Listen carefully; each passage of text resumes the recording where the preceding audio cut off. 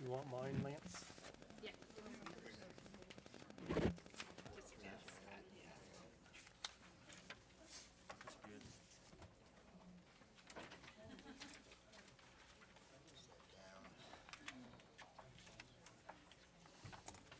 Oh, I forgot to bring that thank you from Banner Health that Linda gave us today. You want me to get it? If we got time. Where's it at? Oh, it's in my office. I can get it. No. Or what? No. Say I'll get it. Oh, really? Oh, right there. All I right. don't either, I never expected it. I would, So not happening. well, that's nice for them to write that. Where they from, they didn't say, huh?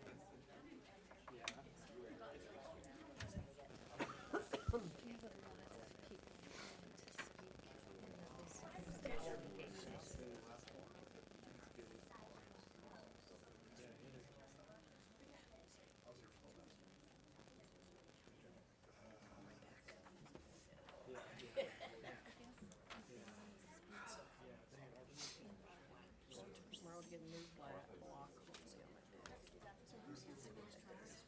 Kim? Who's here for that one? And then, That's the Lawrence behind me. I don't know.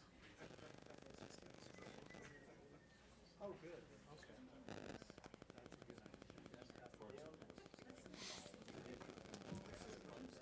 Right.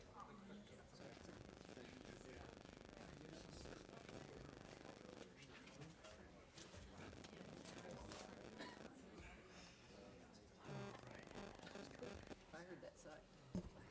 I'm ready. All right, it's 6 o'clock. We'll stand for the Pledge of Allegiance. I pledge allegiance to the flag of the United States of America and to the republic for which it stands, one nation, under God, indivisible, with liberty and justice for all. Everyone remember to turn your microphones on, have them pointed at you, and turn your cell phones off, and we'll have roll call. Mayor Schoenberger. Here. Counselor Anderson. Here. Counselor Bain. Here. Counselor Baker. Counselor Becker. Here. Counselor Dykes. Here. Counselor Quinlan. Here.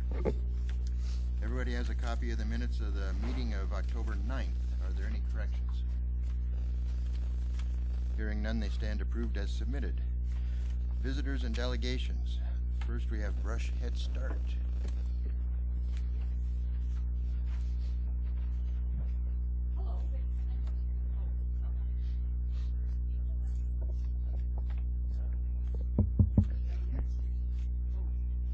Really? I'm Diane Cox, and I'm a member of the Brush Head Start, and this is Laura Quacker, and she is our executive director of the Head Start. And we're here tonight to take a point of personal privilege, if we may, to recognize Bo Chapin. And Bo was on our board for 26 years. I served with him for 7 years, and he was so totally dedicated to the Brush Head Start from its very inception.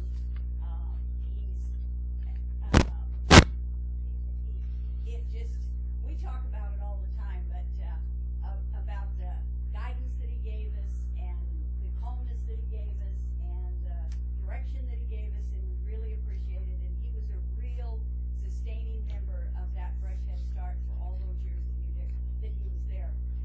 We miss him, but we wanted to let him know that we've replaced him with somebody younger and not. Well, good. I'm relieved with that. So if you would come forward, please, Bo, we have a little Permission to come bit of appreciation, a little token of our appreciation for you. What a surprise! I had no idea. We know, Andrea helped us.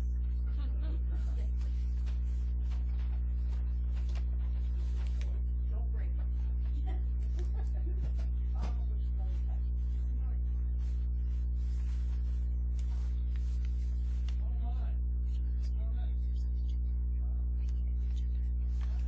No, it should never be late for Oh, council. wow. Wow. Very good. Nice. Yeah, this says 10:20. I'm late. Yeah, you're good. Or early for tomorrow. Early for tomorrow. Well, thank you so much. This is a wonderful surprise. I want to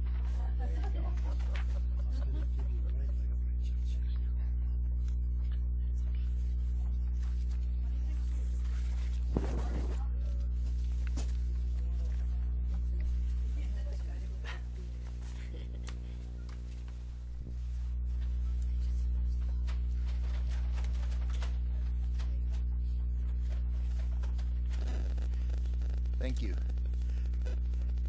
Any other visitors that would like to speak? And if you're speaking about the Mastronati or the tomato plant, there will be a public hearing on that, so it'd be better to wait for that. But any other topic, if you want to make a comment, step to the microphone, say your name and address, and you get up to 3 minutes to talk. Good evening. My name is Jeffrey Justice. I'm from Longmont. Thank you for the opportunity to speak, and thanks for Andrea for being so helpful, giving me directions about the meeting.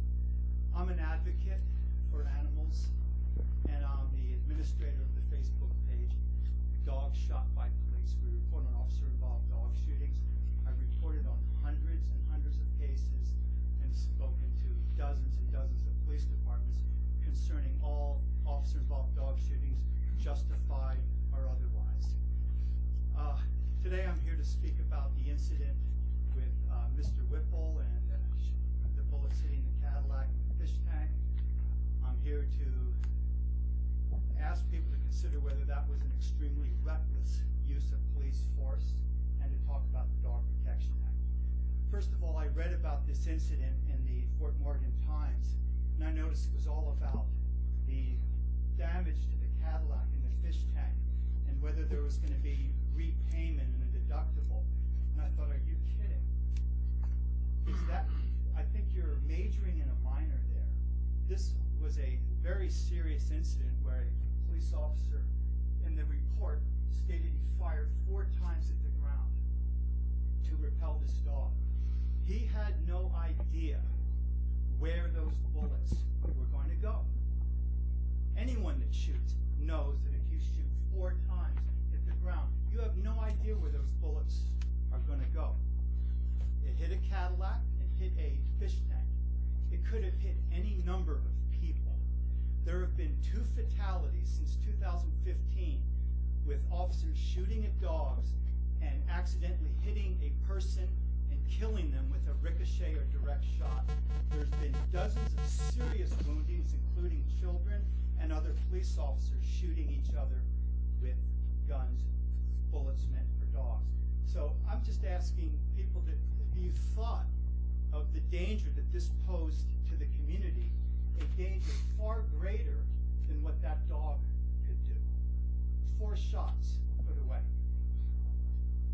The Colorado Dog Protection Act was passed You've got less than a minute left. was passed in 2013. It was in 2014 it was enforced. It's a training plan for police officers to use less lethal means to repel dogs, and it was signed into law by Governor Hickenlooper specifically to prevent these type of incidents. The chief told the Fort Morgan Times that all the officers are up to speed on that, but I wonder, are they following the training, or did they just check the box off? Did they just check the box off and go back to do what they did before the law was passed? I ask all of you to maybe look into that. You can take the Dog Protection Act training. It's not a secret. You can take it and see the different methods there and see if you can find one method, one example of a police officer firing 4 times into the ground to repel a dog. I have never heard any agency nationwide ever say that that was a use of force that was approved by the department. Thank you. Thank you. And we are looking into it, so thank you. Any others?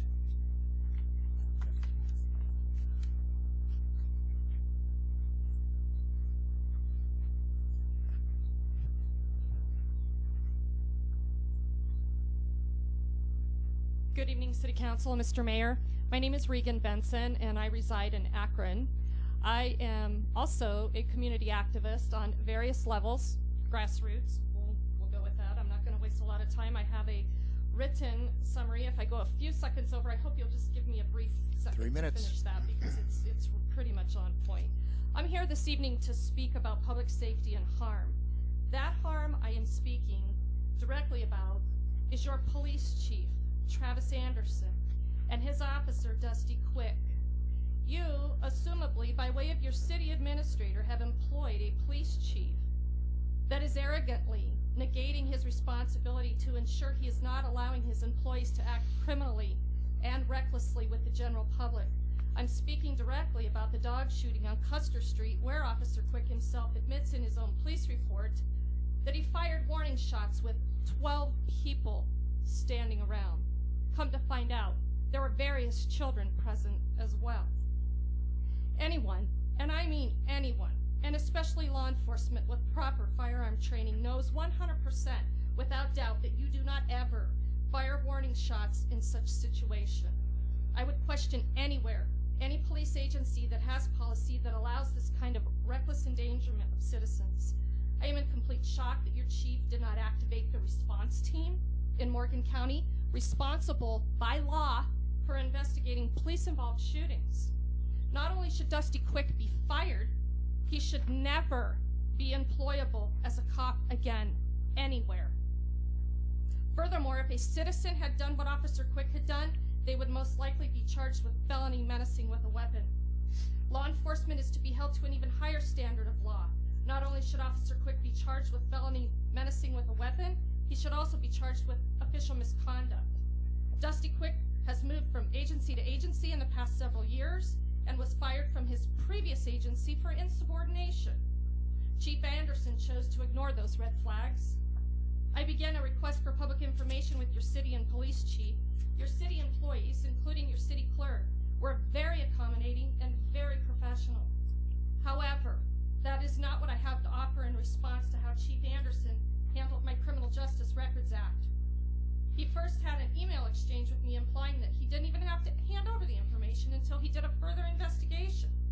And then when he did hand over the records, he abused statute, charged me an outrageous amount of money for public information, and then heavily redacted the report to include eliminating the name of the officer, the public employee that absolutely is not subject to redaction unless under investigation. There is no indication anywhere that this officer is under investigation. This is outlandish, immoral, unethical, and a dangerous response by Chief Anderson. He, too, should be fired for his overall handling of this entire situation. I have one more paragraph, but... Well, time's up. Sorry. Yeah. Thank you. Ms. Benson, did you want to leave the bill with us? Were you going to ask for? Yeah, here's the bill that I was provided with. Oh, thank you. For 6 pieces of paper that... Thank you. Anyone else?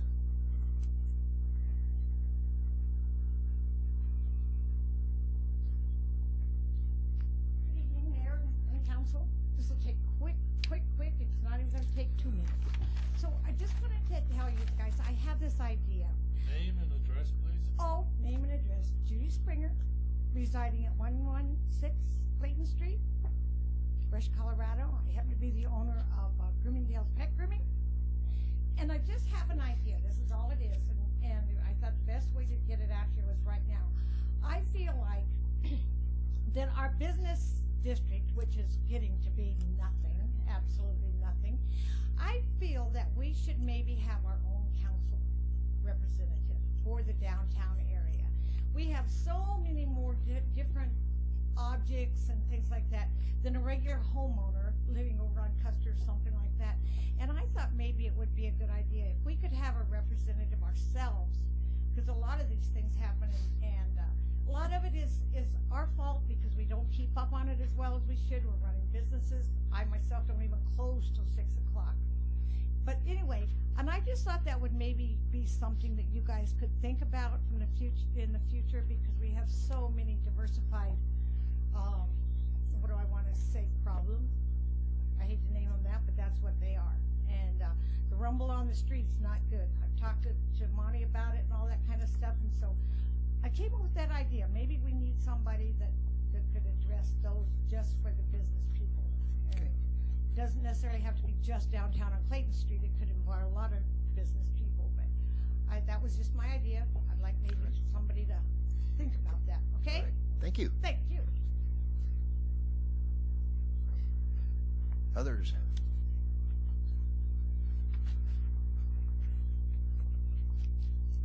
Hi, my name is Ian Schott, 328 Glacier.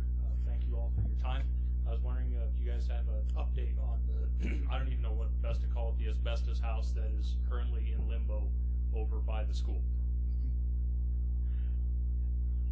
A short update is that the stop work order was lifted.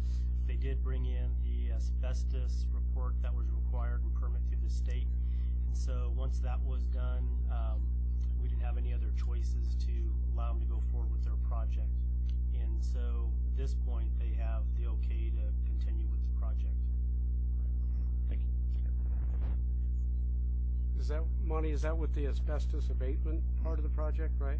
The first is an asbestos permit that the state gives out to allow you to move a house. So that was received. Once they set the house on the foundation where it's solid, then they're going to bring in their asbestos remediation company to do the removal. Okay. If there's nothing else, we'll move down to number 5, management. Public hearing, special use permit requested by Mastronardi Produce USA for temporary workforce housing in an industrial zone located at 1500 South Clayton Street. Monty, you're gonna, I will open the public hearing, and Monty, you're gonna give a staff report. Correct. Are we open? Yep. Okay, I'll go ahead and get started. And there's going to be quite a bit I need to go over before we actually start a lot of the discussion. This is normally Karen Schmink's position. She's on vacation right now. We did get requested to, whatever we can do on our end is to get onto this council agenda. And so we made that happen, and we got all the information together for the packet. Once the packet was sent out, we did receive a little bit of extra information, so we put that onto each of your faces up here so you can review those items. And I'll go over those in just a minute. And also, we put some additional copies of the area map and the location of the site on here for anyone in the audience that may not have all that information.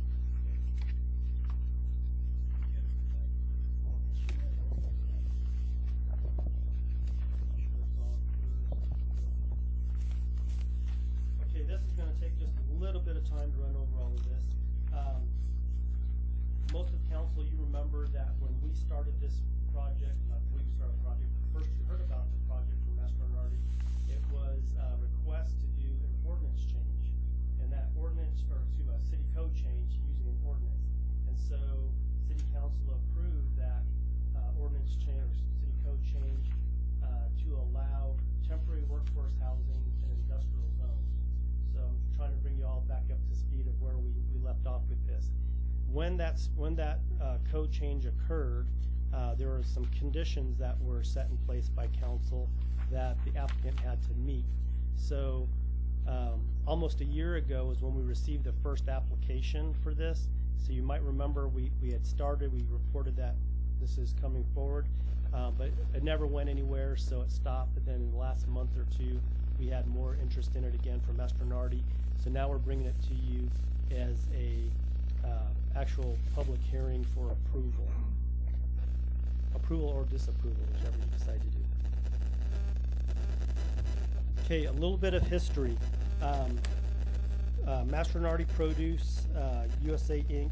They've submitted a request for a special use permit. It's for temporary workforce housing for up to 70 temporary workers in an industrial zone.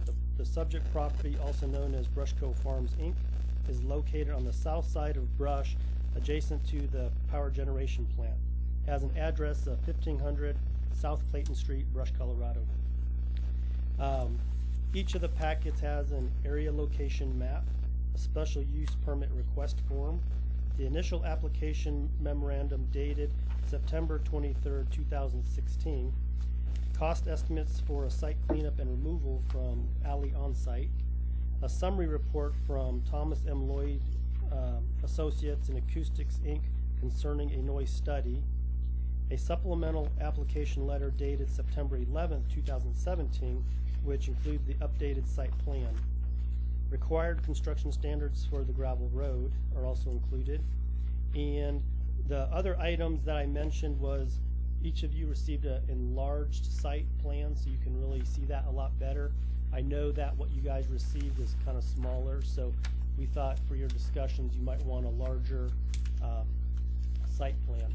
Also, as of this, was either this morning or late afternoon, we received an updated response letter from the legal firm that's working with Mastron and Arty, and they're responding to the 24 conditions that we have in the special use permit. 24 that we had left off with when we, last year? We never got to a public hearing last year. This is 24 conditions that Karen put together. Okay, that's what I was And so clarifying. they're responding to it, so it's the first time that council is seeing this. Okay, that's what I wanted to know. Thank you. Okay, now let's go over a little bit more background. The subject property is located along South Clayton Street at the far south end of Brush. This area is part of a flagpole annexation to the city of Brush that was originally developed into a power cogeneration facility in the early 1990s. The cogeneration facility was permitted by a special use permit. The entire area that is inside Brush city limits is zoned industrial. The surrounding area is located outside the Brush city limits and consists primarily of cultivated farm ground. The original cogeneration facility consisted of electrical generation facilities and greenhouses that used the excess heat from the power generation process. In the mid-2000s, the property was subdivided into its current configuration, and the greenhouses were severed from the power generation facilities. The power generation facilities encompassed 45.04 acres, and the greenhouses are located on 73.82 acres of land. The applicant's request.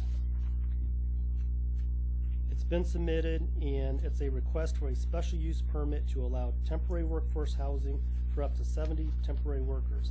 The housing would be used by Mastrunner Arty affiliate Brushco Farms Inc. to provide housing for the seasonal workers they employ in the greenhouse operations. This request is a result of a tight labor market and Brushco Farms' difficulty in recruiting sufficient qualified workers for their operation. Feeling they have exhausted other options, they need to provide housing as part of the requirements of using H-2A visa workers. This application was originally submitted at the end of September 2016. An initial review was conducted and comments and concerns returned to the applicant. The last activity on this phase of the application was a meeting between the applicant and the city on November 10, 2016. The applicant recently resumed activity on this application and submitted additional information on September 11, 2017. Can everyone hear me well? The applicant, 2016. Since the original submittal, the application has evolved. In order to limit duplication of information, please refer to the applicant's submittals attached to this report. So this is where I'd like everyone to take a glance at that overall site plan. Originally, discussions were it would be on a different part of the property, further to the south and a little bit to the west of where it's currently looked at or situated right now.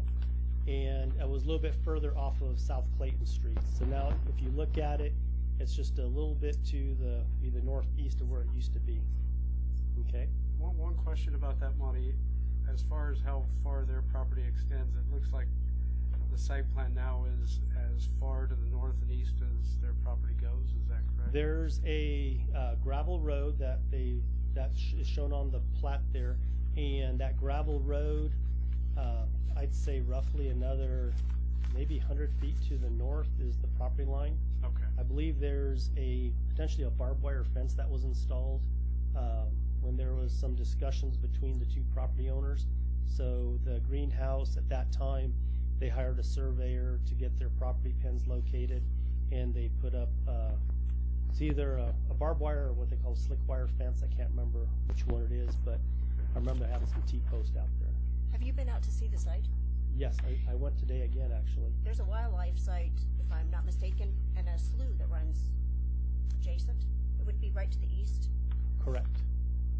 Well, it would be right to there's a slough that runs there kind of at an angle, and that slough, it's kind of turned into a wetlands area. What that is the drainage from the power block and part of the greenhouses.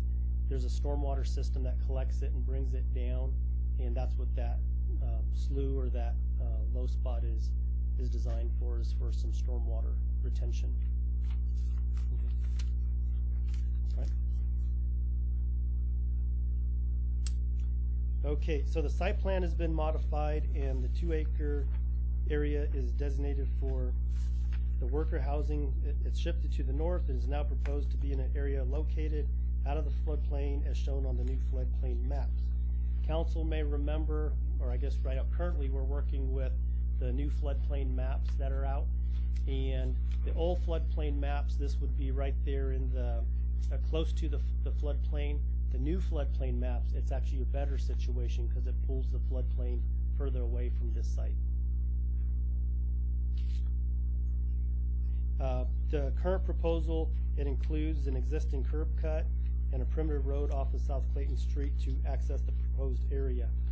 Years ago, for whatever reason, there was a curb cut put in there, and a curb cut, really what that means is where the curb is at, it was designed for a driveway years ago, and then there is an existing, I think it's more of a maintenance road that the greenhouse uses to go towards the back of the facility. That's their proposed site or point to enter the property. The other significant item that has changed is that Mastro Nardi, they're now proposing a different housing unit.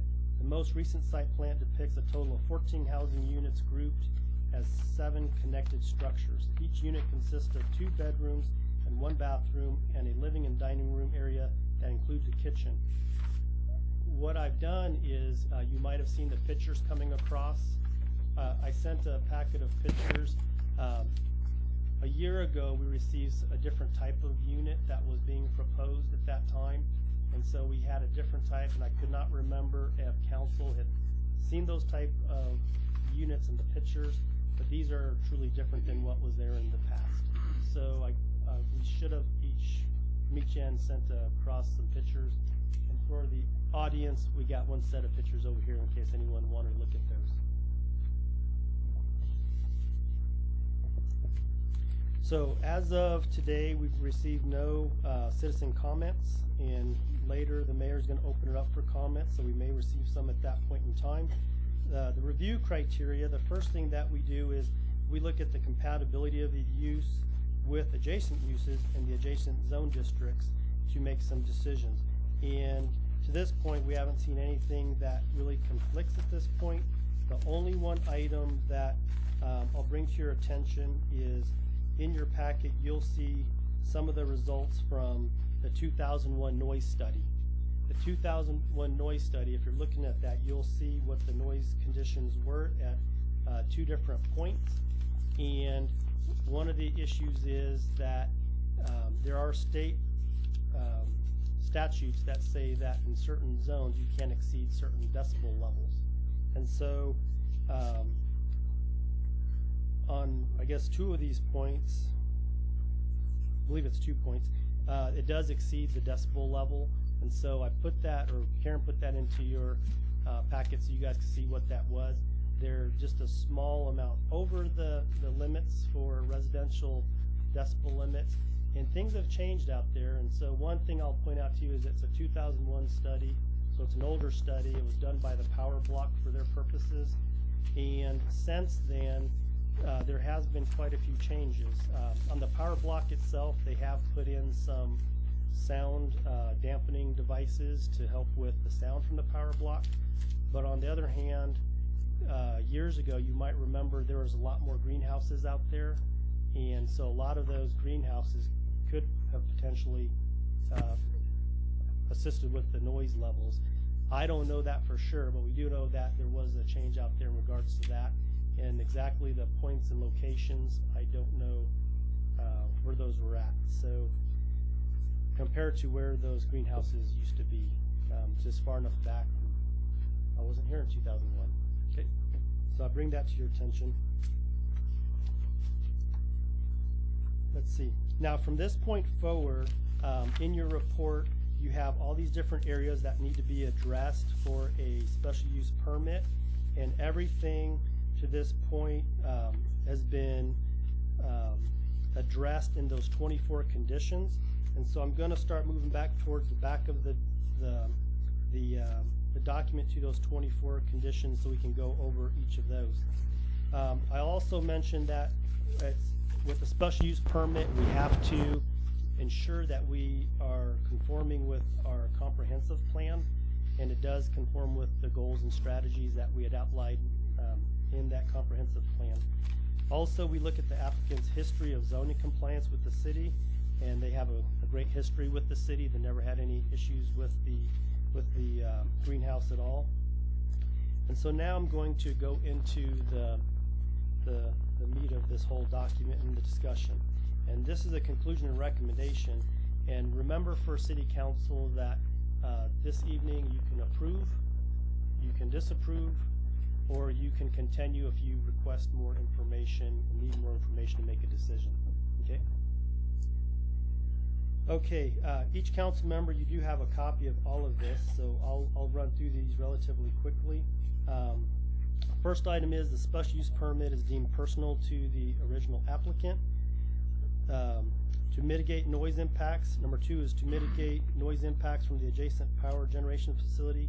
All housing units must have a fully functioning air conditioning unit so the windows on the residential units can be closed when the power plant is operational.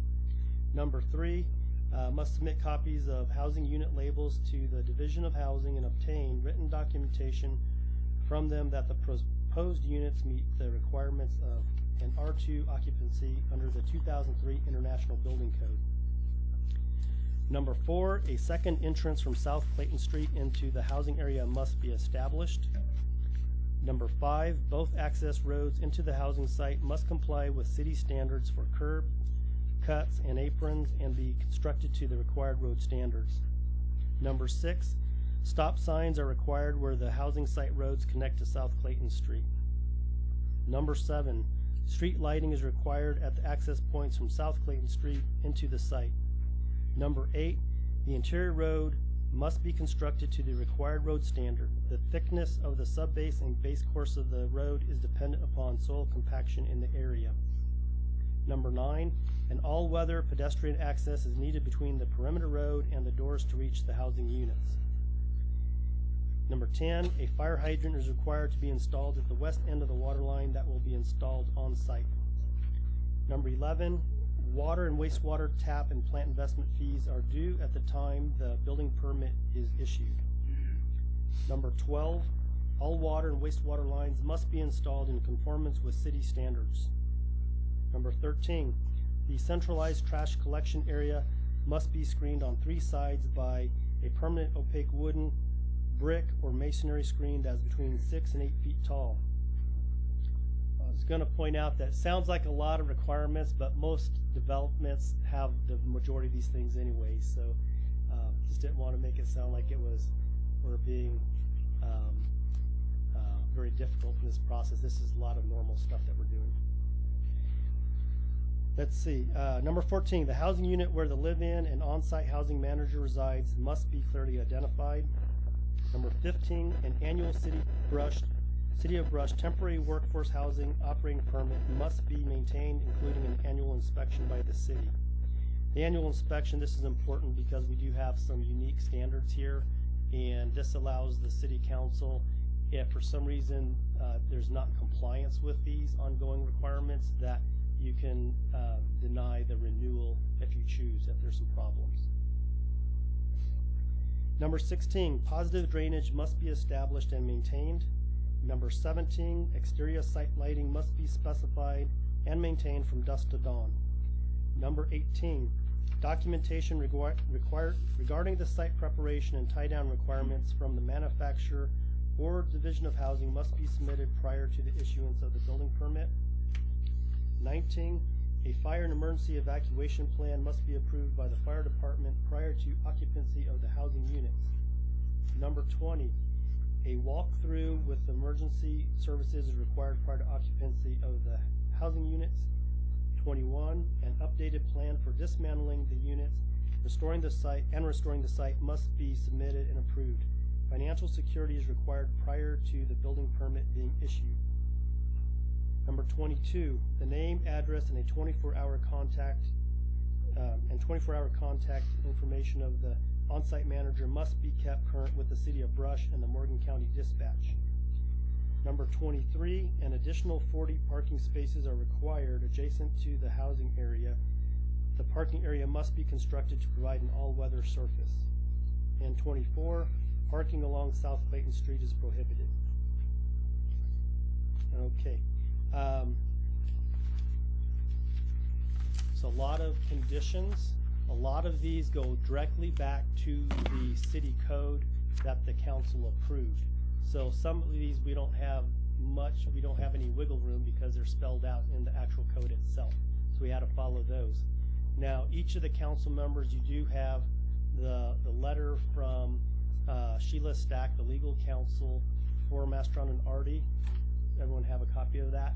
So that goes over line by line those 24 conditions, and the vast majority of those right off the bat were agreeable to Mastron and Artie. And some of the things that we had to clarify, I'll go over those items now. These are ones that on a conference call last week there are some questions about. Some was clarification, some was asking for some negotiation from the city. And so I'll go over those few items now. The first one, number 1, the special use permit is deemed personable to the original applicant. So on your, in front of you, on your in your spaces there, you should have received a one-page form that showed the different type of permits that we give out and how they're removed. I think that's the one you had right there, Janine, that bottom one. One you just had. Does it have 3 items on it? All right, very good. So those are some of the ways that special uses, if they're deemed personal, or if they go with the land, or if council makes a different decision. But that was one where, if you look at the letter that was provided this afternoon, you'll see on number 1, we came to an agreement on that it would be personal and it would be extended based, if a new owner came in, and it would just be reviewed by council. If everything's going well, it transfers. That sound good? Okay, also on number 4, the second entrance off of South Clayton Street, that was requested by the fire chief, and so I did have a further conversation with the fire chief this morning, and he says there's other ways to, instead of having 2 specific Clayton Street entrances, he says that you don't need to make both of them accessible to everyone, so like the traffic going in and out, but one of them can be a temporary type for just emergency purposes only. It could be gravel, and it doesn't have to be used all the time, has different requirements.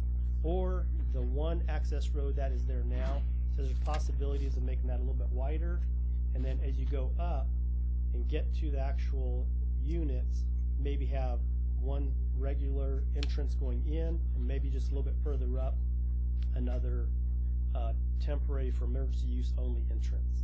And so we agreed that if this is approved, that Mastron Artie would, and their planner, designer of the site, would meet with the fire chief to make sure it worked well for emergency services to get out there. Okay. Number 14, the housing unit where the live-in or on-site housing manager resides must be clearly identified, and agreed to that they would identify a person there on-site and it just has to be clearly marked so that if emergency vehicle went out there for whatever purposes, they knew where to go. But also the managers of the entire facility, we have their emergency contact as well. Okay, on number 15, that was just a, this is actually a requirement out of the code itself, the annual operating permit, and that's just the city council will establish by resolution an annual fee for reviews, and just each year it's an annual just renewal. So it's not that they lose it in any other type of operation permit. It really just is to continue for the upcoming year. They get their, pay their permit and go after a walkthrough inspection. Okay. On 21, we did have some questions. We might need a little bit of clarification from Master Artie tonight on 21, but that's the updated plan for dismantling the units and restoring the site must be submitted and approved. Financial security is required prior to the building permit being issued.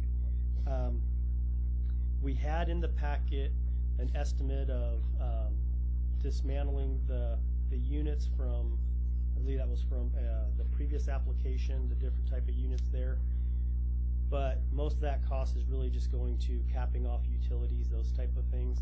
But one of the things that at the staff level we talked about is, you know, we don't know how long the units are going to be there. They're not designed to be permanent living structures. But for instance, what would happen if 15 years down the road, they're like a mobile home or something, codes change, the desirability of the older style mobile homes, you can't get rid of them now because they don't meet certain HUD codes. So we don't know what happens in the future, but we didn't know what dollar figure to put in here at this point in time. We even had discussions about out at the landfill. If you go to the Morgan County landfill, they even have a list of sizes of mobile homes when you take them out there and take them to the dump, how much the landfill charges you to get rid of a trailer house, mobile home. So that's one great area that we have tonight. Number 23, the additional 40 parking spaces above the 16 parking spaces that they have in the plan. We agreed if we went to 25 parking stalls, that would be sufficient for this point in time. Didn't need to go too far. However, if the situation changed and we started seeing in the future that parking was becoming an issue, then at that point in time we can require additional parking stalls. And so that was one of the things that we just negotiated, that it would be easy enough through 25. The intent of the greenhouse is to only have a couple vans that have 9-10 seats in them to move around their H2A workers. So we thought having 60 or 70 parking stalls for 2 vans would be overkill. So, but you never know how things change in the future. So we negotiated down to 25 for now, and we see how it goes. But the number of units have increased to 70, and wasn't it originally 49? I can't remember the number of 49 well, that's workers. That's what I'm wondering. So what is the total number of occupants at this Yeah, I think it was towards the front. I mentioned 70. Well, yeah, but they said they have to carry enough capacity for other workers too, but they don't plan on having more than 40. I thought 35 or 40. Yeah. Yeah. Okay. Well, those questions, Master Artie will be up here in just a few minutes. Those are more specific questions. Okay, at this point, for me, I've provided all the information that I have at this point. And like I said, if for some reason, if you choose to continue, it gives us more time to come up with more solutions to any concerns, or you can vote on this to approve or deny. But that is my Karen's staff report that I presented. All right, thank you. Now the applicant, you have a presentation. Good evening. My name is Sheila Stack with the law firm of Riley Carlock and Applewhite, 1700 Lincoln Street, Denver, Colorado, It's my co-counsel Hayden Stack. It's his first council meeting. First of all, I just want to thank the mayor and council members and Monty for all of your help. Monty, especially with your regular duties and then National Guard duties. Monty took time from the issuance of the staff report to have 2 conference calls with me so we would be able to provide you with a response and go through all 24 of these conditions and get you the cleanest package that we could. And the bottom line is that we've accepted your conditions. We really appreciate the city's cooperation. We've been here since 2007, and the reason that we love being here is just because it is so easy to have a partnership with the city. It's easy to pick up the phone when you see a staff report and ask for some points of clarification, and then Monty can get on the phone with the fire chief, clarify it for us, and we're able to have site visits and to alter what we need to make sure that these units are acceptable and fits with the city environment. To that end, I wanted to explain a little bit about what we're doing. I have represented Brushco since they've been here. Started heavily in 2010, about 4 or 5 years ago, and I'd like to introduce Adam Crane is with Mastronardi. He's the Director of Greenhouse Project Management.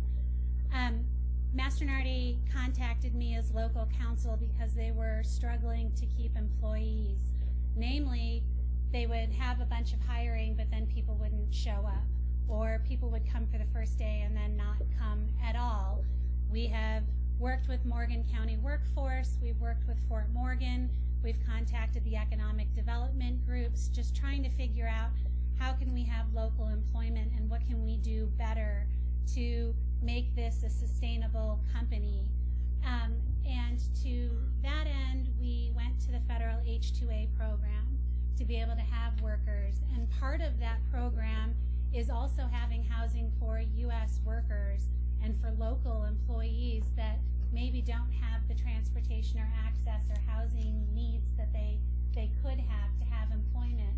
So to the 70 employees, that's not what we are planning on, but under the regulation, that's what we need to accommodate for.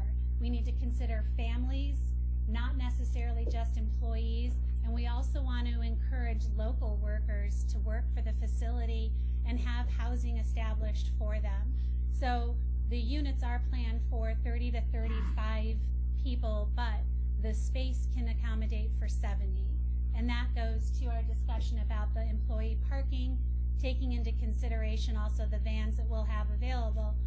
Under the federal regulations, we are required to have transportation for these employees. And a lot of them won't have driver's license, a lot of them don't know the area, so Mastronardi will have driven vans for people to come and go for recreation, for grocery shopping, for whatever they need to be comfortable in the city of Brush. We will establish transportation for them. Monty basically took what I was going to say. I was going to go through the 24 conditions and our responses, but I don't want to take up any of your time on that. The other issue about moving the facilities was primarily because of that stormwater detention pond. We share that pond with the Cogen facility, and in fact have an easement agreement with Cogen and the city of Brush on that discharge ditch and that stormwater pond. So right now it may look like wetlands. We unfortunately have not had a lot of precipitation lately, but the whole point of that is for runoff and to have a detention pond that will capture that. And then it goes down the ditch to Beaver Creek to South Platte River. So we wanted to move these facilities away from any sort of flooding and high groundwater, and have also increased the foundation, and we are raising these units by 3 feet to make sure that there is no issues with the high groundwater table that we're all familiar with in this area. The other thing about the financial security, Monty did direct me to go to the Morgan County website and look for the landfill price for the disposal of mobile units. That is something that we will do, and once we obtain that cost, we will contact the city back and establish the financial security. We understand that it's under the city code and therefore there's no movement on that, but we will talk about the establishment of what that security should be. So on condition 21, that's where we left off with that. Condition 13, we already have planned a wooden fence around the trash collection site, so we have no issues with that. Water and wastewater, we plan on being in contact, if we have not already, with Mr. Colrick to establish the wastewater and water tap fees and plant investment fees. I believe Mr. Crane has already looked into the fees and will continue those discussions with the city. The access roads, we look forward to doing a site visit with the fire chief and anybody else from the city that we need to establish proper access for the emergency responders. Well aware that we need to make it easy for them to come in and out. Sounds like there's some great solutions. So we will have that site visit and get that figured out to what the emergency responders need. The on-site manager, once we have established the on-site manager, I have provided you with a fire and emergency evacuation plan. We will update that plan with the on-site manager contact information. Right now, it includes the emergency contact for the greenhouse that we already have. They will always be an emergency contact, but pursuant to your city code, we will include the live-in on-site manager. We'll update that plan and provide it to fire and the city dispatch. I think everything else we have agreed to, and I don't think there was any follow-up, and Monty went through the very few that we needed clarification on. Other than that, I'm open to take questions if anybody has any. Can you explain where these workers come from and just kind of the process with all that?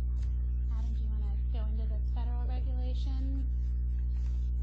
Right. Where they're coming from, just kind of the process of... You know, right now I'm not sure where they are in the permitting phase right now on where they're located. The very first step is to first open it up to U.S. workers. So right now we don't know where the migrant workers will come from. I assume... Adam Crane, 25,000 Delmont in Novi, Michigan.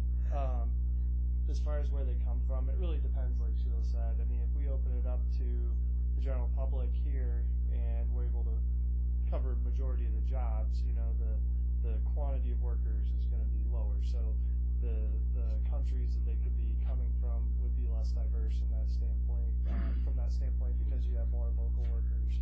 It's a federally regulated program, so everybody goes through a background check. We're allowed to establish resume type items for them before they come in. There's lots of restrictions and things that we can put on. You know, the criteria that we get to the federal agencies that are out, you know, searching for these people. I can tell you a lot of them are, you know, families. A lot of them, you know, will come as a group, it seems like. So the likelihood is fairly high that we could have several from one country, but they wouldn't necessarily all be from, say, Venezuela or, you know, Argentina or Jamaica or something like that. So I don't know if that answered your question for you. Somewhat. Well, we haven't... I mean, you guys said that you would try to recruit from the United States first. Is that correct? That's before you go outside the country. We're required Okay. to post, and by all means, you know, it's a lot easier if we have workers that are here. So the purpose of the housing is to allow for that. You know, there's definitely a need for housing in the event that people don't have the ability to get here. So you've tried locally. Now you're going to try nationally. If this gets approved, to find workers. I can speak. Go ahead. So under the federal regulations, we've tried locally first, and under the federal regulations, we open it up to U.S. workers. So we will go national per the federal regulations. I think, and don't hold me to this, it's been a while since I've looked at this act, the Migrant Housing Act, but I think it's either 3 to 6 months that we keep this search open to U.S. workers, because that would, obviously our first choice was Morgan County, and you know, Mastronardi was quite frustrated when they contacted me years ago and to talk to all the workforce, and even I came down as far as just the Denver workforce and Douglas County workforce, just looking for any kind of help. But we thought we had a better likelihood with the Morgan County Economic Development Community and with the Morgan County and Fort Morgan workforce, just trying to see if they could help us employ the greenhouse. And unfortunately, they've just had a lot of turnover. So we feel if it's under this federal regulation, it'll be more manageable. And then if we can open it up national pursuant to the federal regs, then maybe we'll have a better chance. But we certainly would like to employ as many as we can from the United States. Wouldn't it be less likely to get someone nationally if you can't get people locally?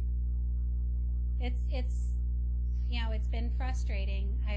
Maybe people would want to move here, and if the housing is provided to them, maybe then we'd get people to be here.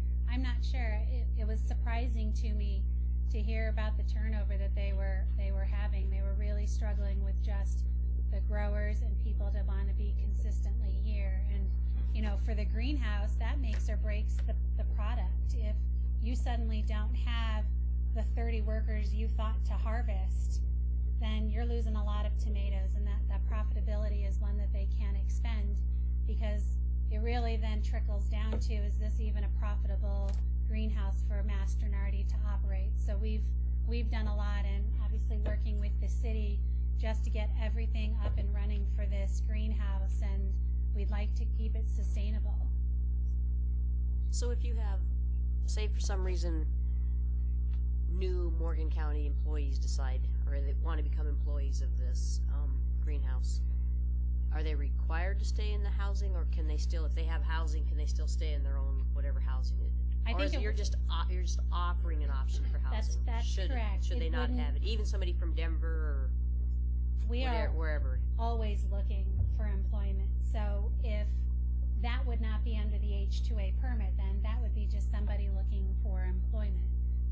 And that's something that, if they have the right criteria and if they fit what Mastronardi is looking for, then by all means, please apply. That's what we would encourage. Well, let me just add on one thing too. As part of the program, you know, the folks that we have right now that are permanent hired, you know, are not just, you know, removed, you know. So I just want to make sure we're clear about that it's not necessarily our intent just to replace people. You know, so just go ahead and say. Do these workers get health insurance benefits? That's an excellent question. We can look into that.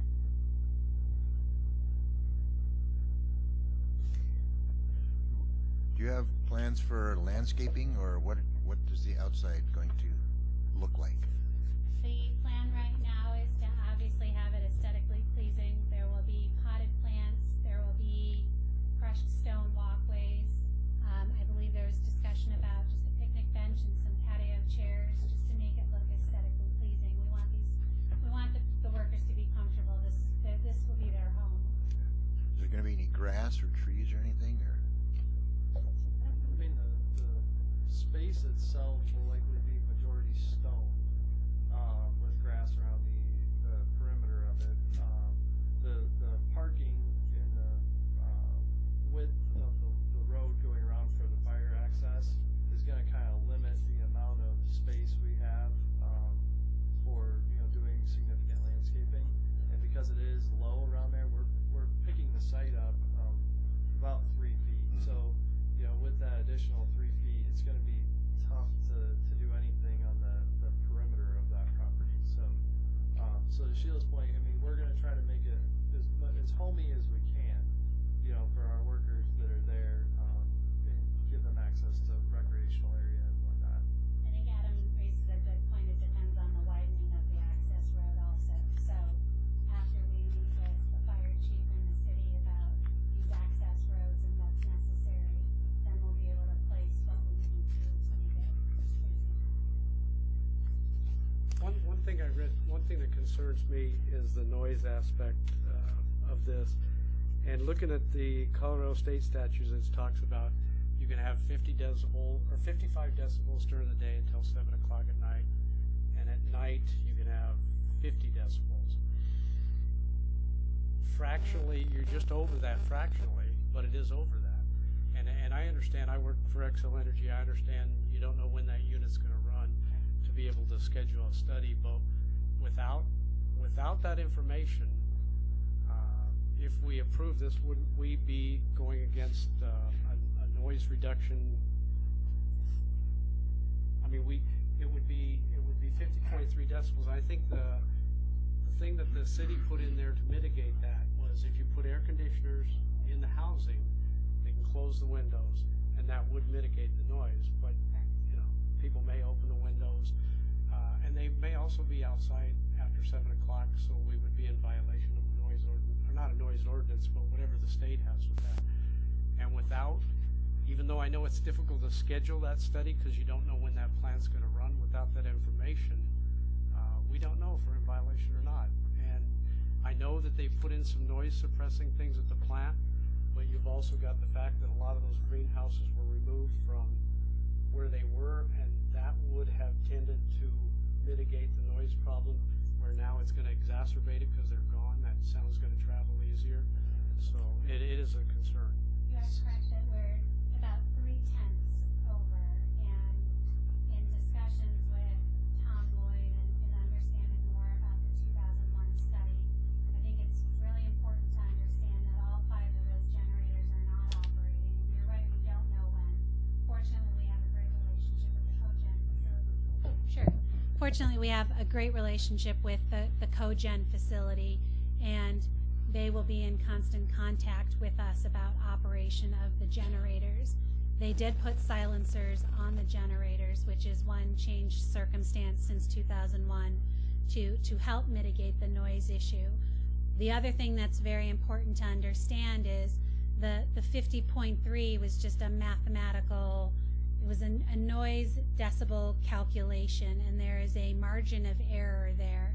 And my understanding is it's 1% or 1 decibel plus or minus, and so at the 0.3 we do need to take into consideration that we will have air conditioning units, and yes, they could be outside, but with that margin of error, I think it gives the city enough comfort that you would not be in violation of the residential zone decibel limitation, and that's obviously for Mr. Chapin to advise you on. But with the silencers, with the lack of all 5 generators operating, if we do get on a set schedule with the cogen facility, there's adjustments that we can make as well about the timings to make sure that the city doesn't violate anything where it becomes a nuisance or a noise violation.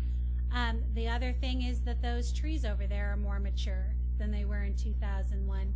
Whether or not that muffles any noise, I understand that the greenhouses have been taken down now, but there's other growth that has come up that could also mitigate. It was a matter of just the unknown because of their operating schedule. When we had talked to Malcolm, they actually hadn't even run them all week. So we wouldn't be able to give an accurate noise study a real fair shot. Instead, we are 0.3, whatever the decibels over, but you also have that margin of error. See, and I understand it's difficult to schedule a study, but it's not impossible. And then all the different things you said, it may make this thing come out fine, but we just don't know. Unless we have a study, we don't know whether you're over or not. So, if I may, did you read the report that we? Yeah. Basically, yours is suggesting that we round down. So, if you consider the calculations and the locations in which those readings were placed, we're actually further away from the 50.3 than where the 50.2 was. It's no, I don't have a scale on me, but it's got to be close to 100 feet. Okay. So we've moved further away from where that reading was taken. Yeah. And as we know, sound decreases, depreciates over distance. So with that and the fact that it was taken on the west side of the undergrowth tree line that's there right now on the other side of the detention pond, between those two factors, you've added not only the distance factor and the depreciation from that point to where these homes are being placed, but also that layer of trees and undergrowth in between there. So I really feel like, and as much as I understand where you're coming from, that, you know, without the report, it's not concrete, but if you look at it from an engineer's perspective of interpolation over distance and time, it makes sense that it would depreciate to the point it'd be well below 50. But it's not impossible to order that study. I will tell you, I know work it very didn't run this closely with week, but it Malcolm runs- Schnabel, Yeah. and to run all 5, you would be dumping a lot of power into that grid, and that has to be scheduled. And, you know, working for Excel, I'm sure you're aware. Yeah. And, you know, understanding the fact that you have turbines in there that are from 1942 and 25 maybe or something. They're extremely old, but they're constantly running, so there's no maintenance runs. They have a constant rotation. I've toured the plant with Malcolm. I've spent hours in that plant with his maintenance group talking about this to nauseam. And, you know, they're required, you know, to maintain a certain decibel level. So we know that that is a constant. And we know that the reading that they were at when that noise study was taken has decreased because that was their ceiling. Yeah, but you're So- talking in an industrial zone, not a residential zone. Understood, but if you think about it in perspective of when those readings were taken, they were operating at their ceiling. Right. And they've decreased that ceiling. So it's only reasonable to assume that the noise levels have decreased decreased from the 2001 study. So as much as I totally understand where you're coming from, because trust me, we've had so many conversations about this, and with them at the cogen, it is so hard for us to continue to delay this project to try to Yeah, I schedule a sound study for something when in our minds, in talking with Malcolm even, you know, the operators there with Harut, you know, and the likelihood of running all 5 is going to take a significant coordination effort. And when we've looked at the study and we know that they've installed, you know, mitigating measures in there to decrease the decibel levels, it just makes sense to us that, you know, we're not putting you all in a compromising position by considering approving that. Do you have a legal opinion on? Not tonight, no. I mean, if I could shoot from my hip, but I don't. Well, if we do approve, I just want to know if the city has any liability if we approve something that we don't have evidence that we're in compliance with some state statute. Well, can it be a condition that it stays below, and that if it ever's above, then you need to shut and move people? And We have to find other measures. And there's options, you know, there's hotels temporarily. Well, if we had to install something, I mean, there's things that we could do. I think that's a very reasonable solution. So we just ask tonight that you approve with these conditions and that we continue the relationship and obviously continue the discussions, and appreciate, again, we understand that we were moving on this a year ago and unfortunately there was a fire that took out the units that we were working on and just other operational issues came to play. So we really appreciate your time tonight and reviewing the materials. I know I got that response just this afternoon. So thank you, and thanks again, Monty, for all of your help. We really appreciate it. all right, thank you. Thanks. Are we ready for public comments? Yep. Okay. If you have public comments, come up to the front, state your name and address. And again, I think there'll be like a 3-minute limit on that. Talking to the mic. Yep, and talk into the mic. Good evening, Bob Pennington here, 16415 Morgan County Road 28. I'm immediately to the south of this project. Food for thought, comments. One thing, we have about 20 rentals. One of the problems I see if I rented, if I'm Leo, he's probably harder to get along with than I am. After a week's work, I'm living in your house. And you go, well, you can't live here anymore. You're not working for me. It'll take me 6 weeks to 60 days to get that person out of there. That needs to be real. It is real. They just increased just 21 days after you've been in court. So food for thought. state wetlands, Army Corps of Engineers. Those trees are lost trees, they're dying, probably 50% dead. And one of the things I had with the spot zoning that was done about a year ago, which was not informed at that time. And I would rather have the power plant for a neighbor than the greenhouses. And at some day, that power plant's going to need to expand. I would like to. Not today, not tomorrow. 50 years. What are you going to do with an apartment where you need to expand?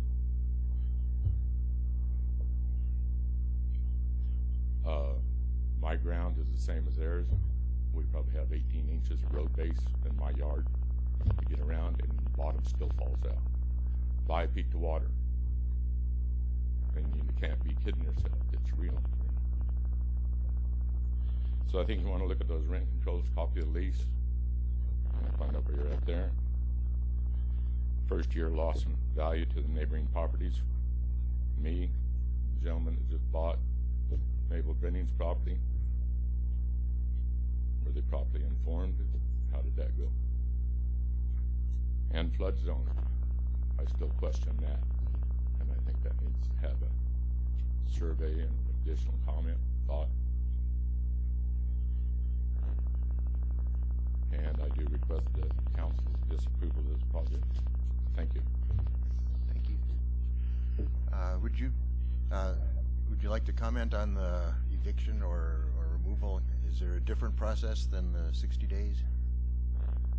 Yes, again, this is under the federal H-2A regulations. This isn't a traditional, they execute a lease and we go through local eviction processes. This is under our migrant housing, where they have to comply with certain standards that Mastronardi has put into place to allow them to work. So it would be immediate.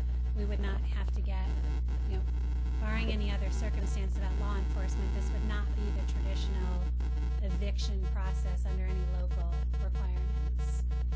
And regarding the flood zone, we are aware of the high groundwater table, and that is why we have moved the facility and have raised the foundation more to take care of the groundwater and move it away from the detention pond.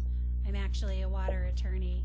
That's how Brushco got me involved with this project, was for their discharge in that stormwater detention pond. So one of my involvements has been about the high groundwater and the tributaries in the area.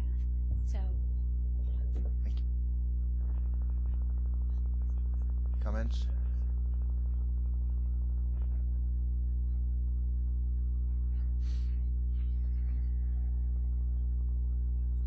Judy Springer, 116 Clayton Street in Brush.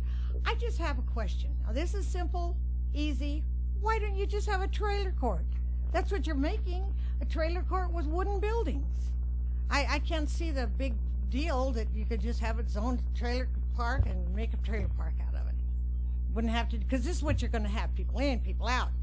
And another thing, which is a concern to all of us. I live a little bit north of there, but I'm feeling, does not the citizens, the people that have been here for 40, 50, 60 years, that are second and third generation, these people can just come in and screw up their lives. Just screw up their lives because they want to make a buck. Okay? My other comment is this, I'd like to know what kind of wages. Is it going to be a real job? Is it with benefits and those kind of things like health or any kind of futuristic? Or are they just going to bring a couple, hopefully they at least have to pay minimum wage, I would hope. They're just going to bring a bunch of them in and get rid of them, then bring another bunch in and get rid of them. And that is not what Brush is. I don't think that's what I was on board here. I've been here 25 years, but that's not what Brush is about. Brush is about families and about people and about trying to make a living. We need businesses out here. But I don't believe that we need some kind of, oh God, it seems like cattle. Bring these cattle in, I get rid of them, I bring another one in, get rid of them. And you're not looking for a future for them. You're not looking for anything except a very short little time that they're going to work here when they harvest. And I just think it doesn't go with our community. That's the bottom line of it, and I feel so sorry for those people out there that you're literally, I just say make a trailer park, zone it, it's done. You're gonna raise them trailers, take them out, do whatever you want to with them. But I think that's, I just don't like it. I just think it's terrible. I think it's not a classy thing, you know, and that's just my opinion from being a citizen. Do we not matter? Does the John Bondi, who lives across the street, and Brennan, the whole bunch of them, nobody cares. Just get them in and get them out, and if they, maybe the city make a few bucks. Will you make any money off of this? Will the city actually make any money off of these boxes that they're going to bring in to have these people live in? Or is the city, I would like to know if the city is going to profit from this. Okay? Oh, that's right, you can't talk. I'm sorry. But this is just coming from a common, ordinary citizen that just wants to live in old-time Brush, and I don't like the way it's going. And I just think it's one more thing that's not going to be a classy thing. And that's my opinion. Got it. I will be back. Thank you.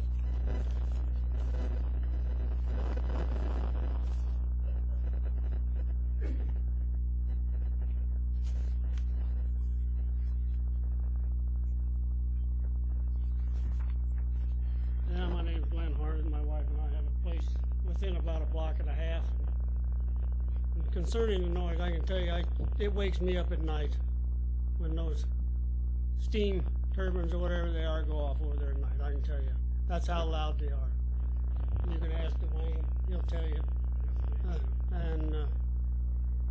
Another concern is how, I don't know about the fire chief here or not, but how close are they going to put these boxes together? Talking about putting 35 of them in that little space over there? 14. I suppose they got that figured out. I don't know. Then that slough, you're going to have little kids running around that slough. That's going to be a safety issue.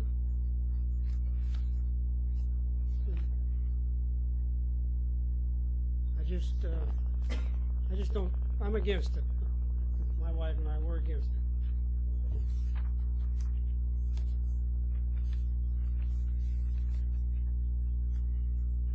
I'm Diane Cox, and I am at 28217 County Road Q7, which is just south of, or just east of Glen there a little ways. And I didn't know that this was going to be part of the agenda tonight. I was here for Bo, but our windows rattle when those things go off down there. And it gets so noisy that you really do. You have to close the windows, and it's very irritating. That was one thing that came up, which that is true. The other thing that came to mind too is what kind of kids facilities are going to be there. I didn't hear any mention of any kind of playground or anything like that. A couple of park benches and a picnic table, and then they're talking about bringing families. And families have a whole different need than just a single employee. So, thank you.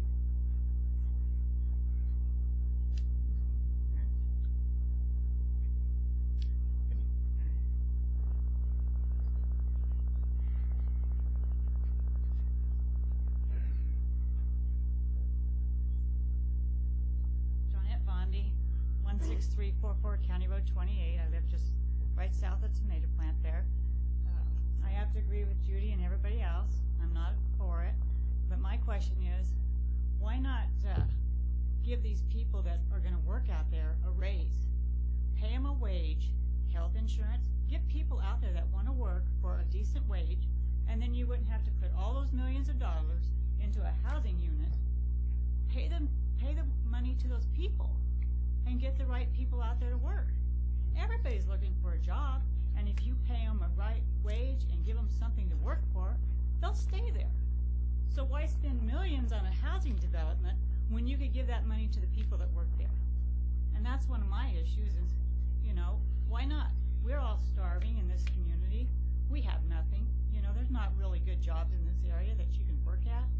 So give it to the people and keep them in this area so they'll have something to do and have a decent wage, and they can live here with their families, and have people that live here in this community stay here instead of bringing a whole bunch and spend all that extra money that could be applied to somebody's wage here in Brush. But like everybody else, I'm against it.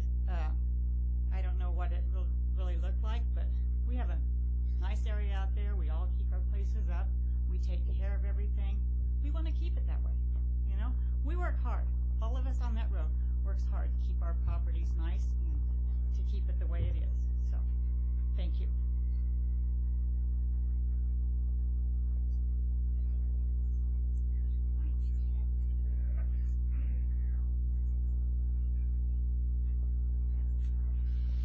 I'm Dwayne Brenning. My wife's Carrie. She's got the flu, so you don't want her here. But anyway, I live at 16782 County Road 28, right across to the east of the plant. And I'm like Johnette. I disagree. We don't need it. And like the deal with pay people, and they'll probably get employees out there. And my thing is, what's this thing going to look like a year or two down the road with these so-called trailers, which we have these pictures of? Are we going to have trash around? Are we going to have people wandering around, walking up and down the road, walking in our yards? Half of them, they won't be able to speak English, I'm sure. So they won't know where they're going or what they're doing. And with our water situation, just like Bob Pennington says, you dig a post hole 5 foot deep, it's got water in it in the morning. And where the creek runs through there, you get a 3-inch downpour, it'll be fun. Right, Glenn? It'll be interesting. So I just look at it as we don't need it. So thank you.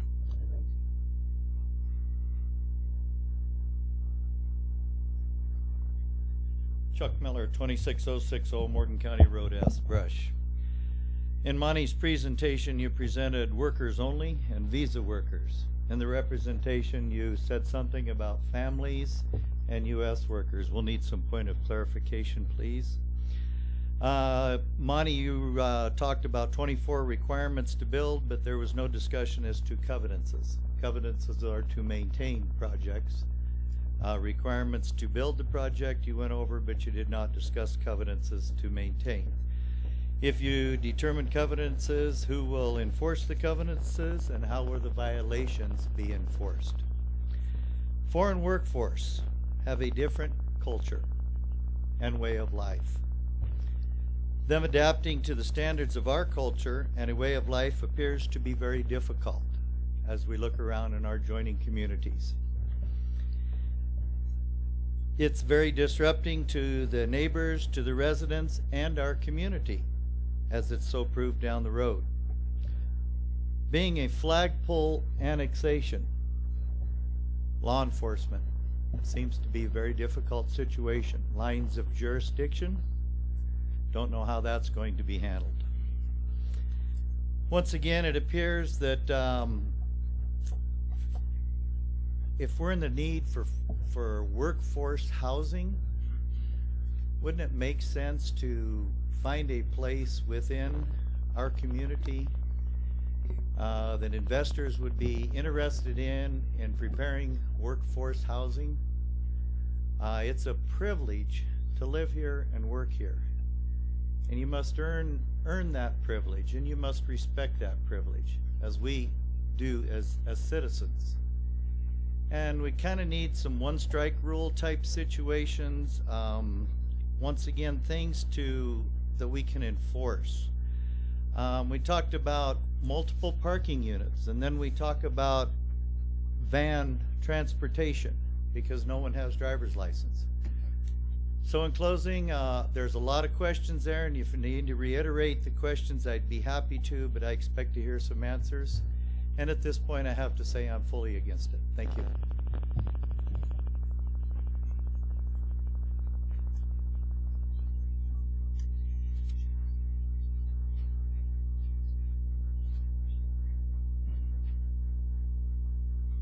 My name's Robert Pennington, live at 18410 Acoma Drive.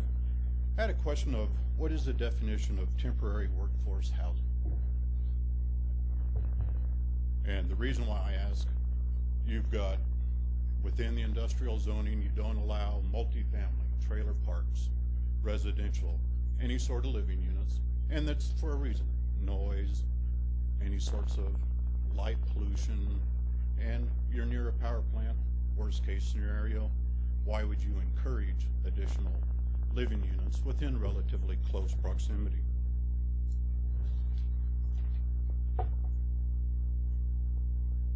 And to me, this temporary workforce housing is just a end around against, or to work with outside of what you have established as zoning boundaries. Thank you.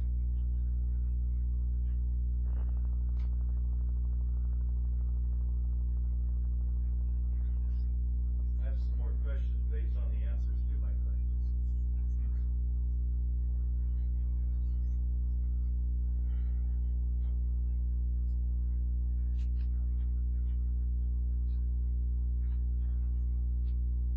Good evening, council. Well, Name and address, please. Richard Crum, 16781 County Road 28.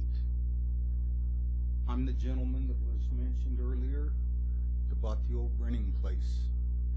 My property abuts this trailer court that they want to build. I'm not happy. I'm not happy at all. I think this council, I think you have a job to do for the people of the community. And yes, this tomato greenhouse is part of the community. But this gentleman just now mentioned about industrial. Why would you encourage residents within an industrial area or on industrial property? That makes no sense at all. I'm also a real estate broker in the state of Colorado. I've been a real estate broker for 40 years. And you're telling me I got to put up with this next to me? That's what you're telling me. I'd like to know why. Every one of these people were exactly right. Every single one of them. You've got industrial property. You're putting residences on industrial property. Did the city ever think about what these workers, these migrant workers, could turn around and sue? Did you ever think about the responsibility the city has to those migrant workers? You allowing them residence on industrial property? What's the decibel reading that close? I know what it is where I'm at. I've heard those turbines take off. You wouldn't like it next to your house if it was louder decibels. I knew what I was buying. I wasn't buying this. I knew what I was buying. I did my due diligence. But then Mr. Torres talked about this just came up in the last couple of months.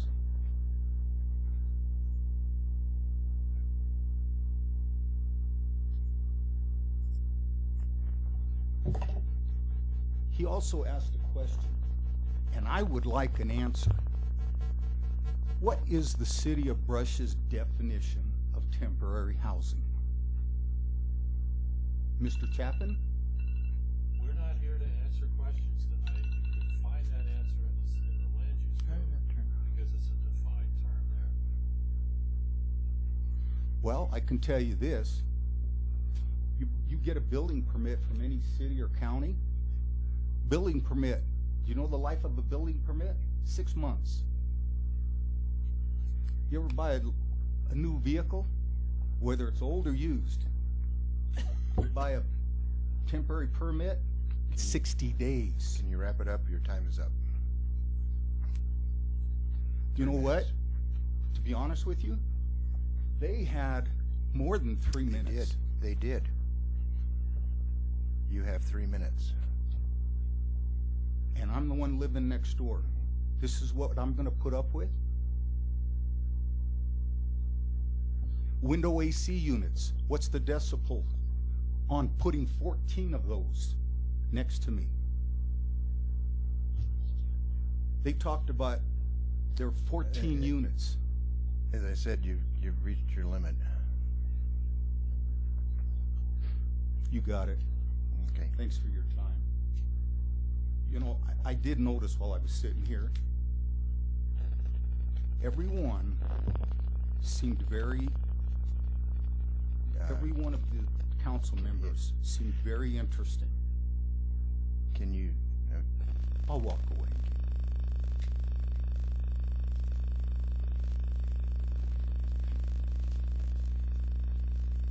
By the way, I'm against this.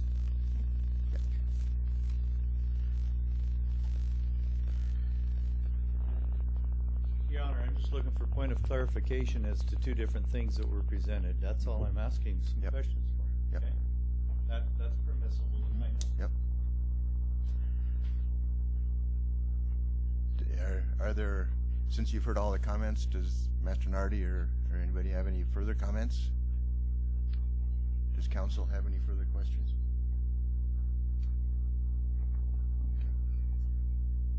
I'd like to get the answer too to what Chuck is saying. I think what Chuck's pointing out is the difference between what the city is saying is workforce housing and the definition of family. Getting some clarification for what is the reason that we would bring families here, or what is the reason that we would just have workers here. All of the discussions that we've been part of, it's not families coming in. It's supposed to be just the H-2A workers, which would be adults coming in. That's the only discussions that That's all I've ever heard too. If I may just add on to that. I mean, mainly when I refer to families, it's like husband and wife, units. So when you have husband and wife come together, obviously you wouldn't want to put them with several other people.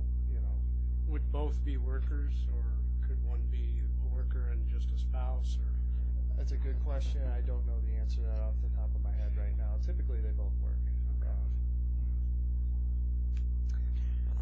I have one more, Chuck. I believe it was Judy that asked the question. I can't remember who it was that asked a very good question. And I've always had this in the back of my mind. We went through this because we've been dealing with brush growers for a while. But I've never reconciled this myself. Why can't, it's the market, what the market can bear. Pay the workers. And I know what we've heard, but I'm not sure I buy it. So can you speak to that for me, please? I can't speak to the pay that Master Nardi provides, but I will say that benefits are included. And, just in what I do, the turnover that we have, and we pay well, and benefits, and it's flexible for families, and the grass is always greener, or it's just too hard to do, or you never know the reasons. But one thing that we have struggled with is Leo and Marianne are local. Master Nardi chose this to be local. We want to help the economy here. We wanted it to be a community establishment. And, for me, Leo and Marianne, I'll talk about their daughter and dental appointments and whatever it is. It's sad to hear that it's suddenly they and them and that plant, because this is an establishment that's been part of Brush, and I would hope that the neighbors would understand that. You go there to pick up tomatoes, you go and talk to Leo at the grocery store or wherever it is. We're not pushing these workers in like cattle. We have done everything we can to have the employment be local, and we want to stay here. And if it can't work, trust me, I'm hearing it from headquarters. I'm doing everything I can to keep this facility running. We went through everything to secure easements agreements and agreements with the cogen facility, make sure the city is fine. I worked with Bo on making sure we were up and running. And regarding investment and profit, there are wastewater and water tap fees, plant investment fees, annual building permit fees. There is the special use permit fee. There will be a found amount to the city. And it's not that we're suddenly preferring to bring others in, and they are not wandering aimlessly through the streets. This is Mastronardi's reputation. This is Brushco's reputation. And let me tell you, Leo will not have any of it. He runs a tight ship. They have high standards, and they expect respect to the neighbors. This is his home. This is Mastronardi's home for this facility. And if anybody ever acts contrary to what the character of this city is, wouldn't be acceptable. And that's what this program is. The standards that are held to Mastronardi and to Brushco. And that could be it. That could be why you're not keeping employees. Leo runs a tight ship. And, you know, just on a personal note, my parents immigrated from India. My mother did not speak the language. And we are thankful that they were given all the opportunities. My brother and I are thriving because of it. And it would break my heart to feel like you're assuming that we are just going to push these people out and not give them a better life. That's what we can do in this country. We can give people a better life. Brush can be known to do that. That's all I have to say. Thank you for that. I appreciate it. Yeah. Dwayne Brenning again. You know, I've lived in this house where I live for 56 years. Lived there all my life. Johnette and Tanya's lived where they've lived for all their life. Our neighborhood is very clean. We're all very proud of our property. It's our pride and joy, our places, and we keep them nice. And my thing is, you're going to come in here and you're going to put these so-called trailers or whatever these pictures of these things are, and they look terrible to start with. And I got one more thing. There's been 3 different companies come in and raise tomatoes out there, and they've all went belly up and left. And then we sit there empty and grow to weeds, and then somebody comes out, starts over again.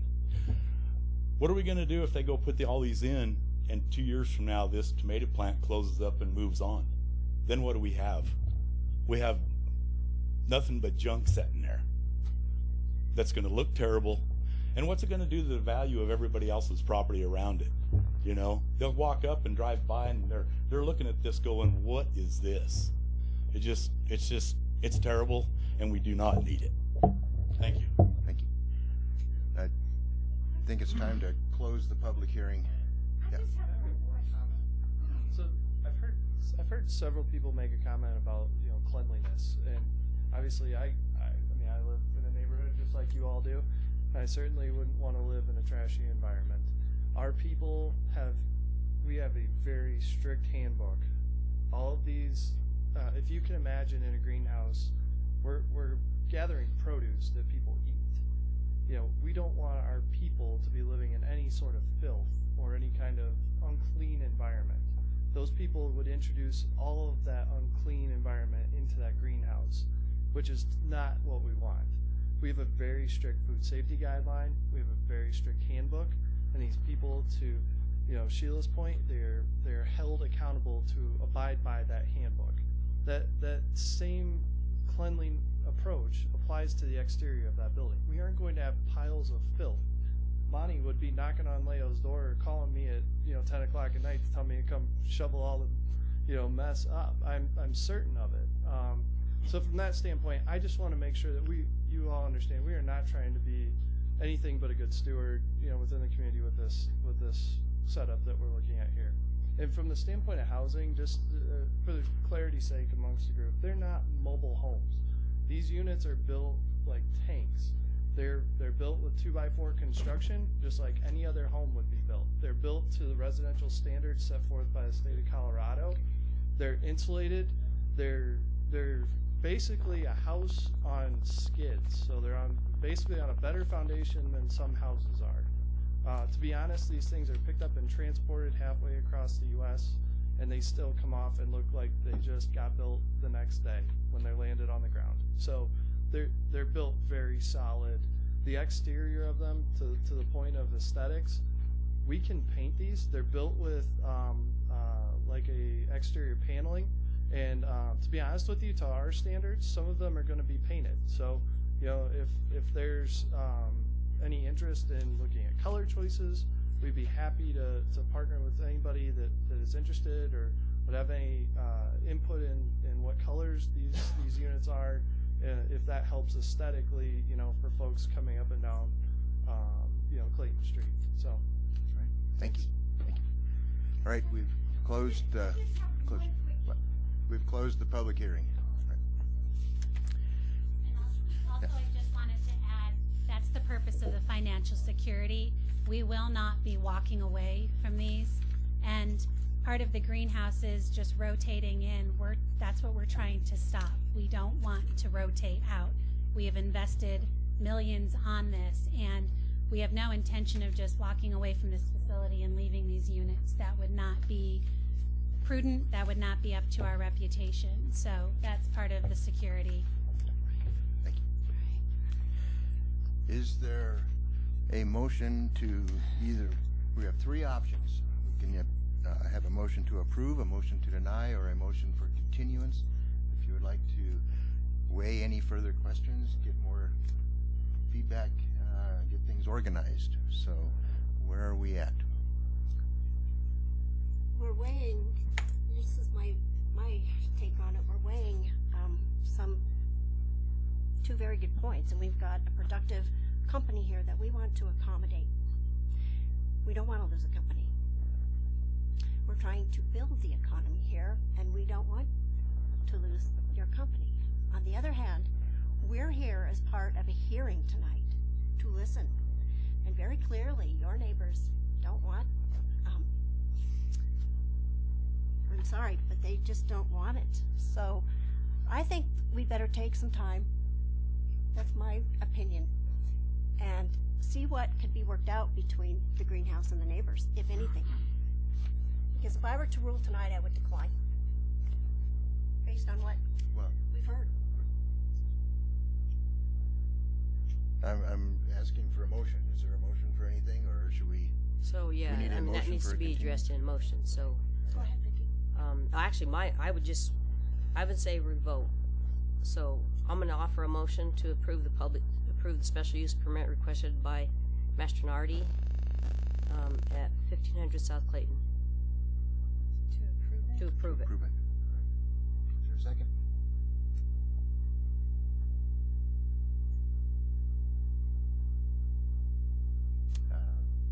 Okay, the motion dies for lack of a second. So now what? We need somebody else to offer another motion then. I make a motion for continuance. I have a concern about the neighbors' comments. I have concerns about the noise more than anything, because that's coming from everybody as well. And if they're further away and having issues with the noise and stuff, that's putting people in harm's way right close to it. So I make a motion we do a continuance, because I need to research more. Second that. Motion and a second. Any discussion on that? And roll call vote. Mayor Schoenberger, Yes. Councilor Anderson, Yes. Councilor Bain, Yes. Councilor Baker, Yes. Councilor Becker, No. Councilor Dykes, Yes. Councilor Quinlan. Yes. Okay, we have a continuance. So we will get, they will get together, get more answers, get things organized off of all the feedback we got. Okay, so with the continuance, what I'll end up doing is visiting with the applicant again to see if there's any particular direction, if there's any resolution to any of these items, and then if timing allows, it may be as soon as the next council meeting. And I'd encourage any of the neighbors who want to be on the contact list, so we can let you know, to we'll get a sign-up sheet so we can make sure that we can contact you. So normally with the continuance, we don't go through another public notification as far as putting in the newspapers and putting up signs. But if we get your name and contact information tonight, Andrea will either email or give you a phone call to let you know when the next meeting would be. Okay? And so, so that's the next step is we'll see it. It could be as soon as next council meeting, could be longer. Just depends on the information that's brought forth by the applicant. Okay, thank you. So we'll move on to motion number 5B. You're welcome to stay for this, but you're also welcome to leave. So if we'll take a second if you want to leave.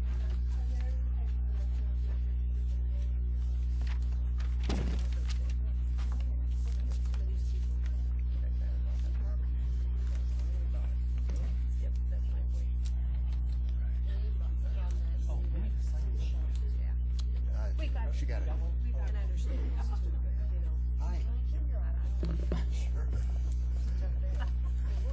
Where at? Oh, on the front? Yeah.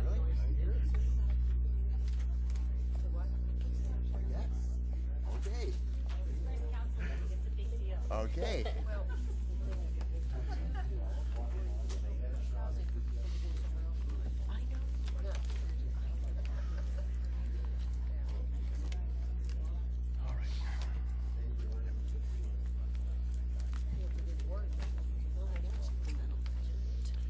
Okay, we can have quiet. We'll move on to number 5B, resolution number 2017-13, a supplemental budget. Go ahead.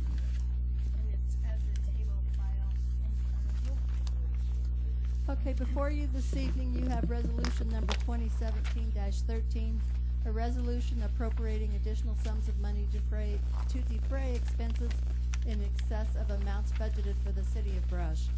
This resolution includes 3 different funds. Our Conservation Trust Fund, we needed to increase that by $7,500 of unanticipated expenses. Joslyn Needham, you all may be aware that at the time of budget adoption, we never know if we're going to get a donation from Joslyn Needham or how much it's going to be. So that's one that we do come back and supplement every year.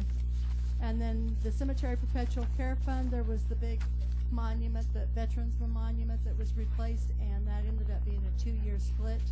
And this is the second half of that that needed to be budgeted for in 2017. All right, thank you. Is there a motion for the supplemental budget? I'll make a motion to approve resolution number 2017-13, a 2017 supplemental budget. Second. Motion and a second, discussion? And roll call vote. Mayor Schomburger? Yes. Counselor Anderson? Yes. Counselor Bain? Yes. Counselor Baker? Yes. Counselor Becker? Yes. Counselor Dykes? Yes. Counselor Quinlan? Yes. Moving on to number C, resolution number 2017-14, support grant application for a local parks and outdoor recreation grant for a recreational master plan. Yeah, we're in the process of writing the GoCo grant, which will be due in November. One of the requirements of GoCo has is that we give a resolution to the local government showing that basically we're aware and authorizing me to sign the grant and all that sort of thing. This is just that process. The grant itself will be for $60,000 and the help also from the foundation. And we've been contacting some other local entities that will also contribute to our match. So it's something that will be going in next month. We've been meeting as a recreation focus group now for past 4 or 5 months, and we've got some really good information moving forward to promote a very strong grant. So I would recommend council approval of that resolution for me to submit the GoCo grant. Is there a motion?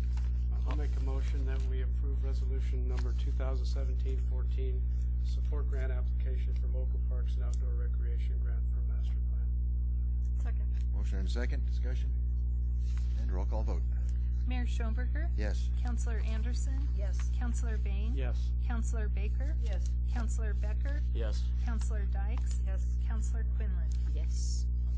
Number D, resolution 2017-15, supporting reauthorization by the General Assembly of the Colorado Lottery Division. Okay. I'm not sure if we had a name on that one, No, we but don't. I'll go ahead and report on it. Thanks. This was a request by Counselor Anderson at the last meeting. She had attended a CML conference or a CML district meeting, and at that meeting, I guess it's a lobbyist now, but he presented, and One of the things that he asked for was to support the GOCO program and the Conservation Trust Fund and the Colorado Division of Parks and Wildlife. And what it is the lottery program in Colorado, the profits from it, they're divided up for the GOCO and the Parks and Wildlife, and it was for a 20-year time period. That 20-year time period is running out, and so all it is a resolution, and what it would do is the City of Brush urging the General Assembly to approve legislation during its 2018 session to reauthorize the Colorado Lottery Division until 2039. So for another 20 years, continuing to get those profits and getting them out to like Lance's recreation program, do the GOCO program, state parks and things like that. So City Council, we reviewed it or discussed it at the last meeting. We got the actual dollars to put into our resolution and verified those, and everything looked good, so we're bringing that here for City Council's approval. Is there a motion? Do we need to read the entire resolution, or can we just motion it by title? All the whereas? Yeah, we don't need to do it. No. By title. Just that part. Okay, I move that we approve resolution number 2017-15, supporting reauthorization by the General Assembly of the Colorado Lottery Division in 2018. Second. Motion second, discussion. Roll call vote. Mayor Schoenberger. Yes. Counselor Anderson. Yes. Counselor Bain. Yes. Counselor Baker. Yes. Counselor Becker. Yes. Counselor Dykes. Yes. Counselor Quinlan. Yes. Finance. I make a motion that we approve disbursements and payroll from October 9th through the 23rd of 2017, totaling $443,428.04. Second. Motion second, discussion. Roll call vote. Mayor Schoenberger. Yes. Counselor Anderson. Yes. Counselor Bain. Yes. Counselor Baker. Yes. Counselor Becker. Yes. Counselor Dykes. Yes. Counselor Quinlan. Yes. Number 6B, Finance, 2018 budget. Department heads review capital improvement requests. Who's going to start? Okay, I'll go ahead and get this going. This is a new version of our capital requests and review by City Council. So each City Council member, you have, it's probably about 40 pages of, 65 pages of capital requests from our various departments. Now remember that all those requests are not getting approved. So what we're doing differently this year is I had Joanne put together a complete spreadsheet of all those different requests, okay? And this was really helpful because at a glance you can go through by the different departments, see what they're requesting, okay? If you have any particular questions about them, just go back to the corresponding page in your packet and you'll be able to read a short 3 or 4 sentence description of what that is, okay? Now, what I'd like to do with council is if everyone grabs their spreadsheet, and I just wanted to remind all council members that when you look at this spreadsheet, a good example is on the front page, you see where it's $1.139 million. That's a lot of requests. And so, as normal, we don't have the money to fund all of those. We typically have $300,000 or $400,000. So the next time that you see this list, it'll be scrubbed by Joanne and I, and we're going to probably take out $600,000, $700,000, $800,000 of these requests and pull them out because we just can't afford them. So this is more like the wish list of everything being requested. We have to go through and double check everything. We'll bring it back to the council when it's more reasonable at that point, and that will be at the budget retreat, and I believe that's on November 13th. Yes. Okay. So everyone, if you have that, it's on a regular council meeting, and one of the things that we may try and do is keep that a very light council meeting so that we can spend more time on the budget retreat where we'll go through each one of these in more detail. Now, what I do ask is that if council, when you review those 65 pages, when you go through, if there's anything you have questions about, let us know. And if you wait about a week, Joanne and I will already have streamlined this down, so when you call in about something, it may be already pulled out because we don't have the funds for it, or in some of these situations, there may be another entity that we're thinking might partner with us on a purchase.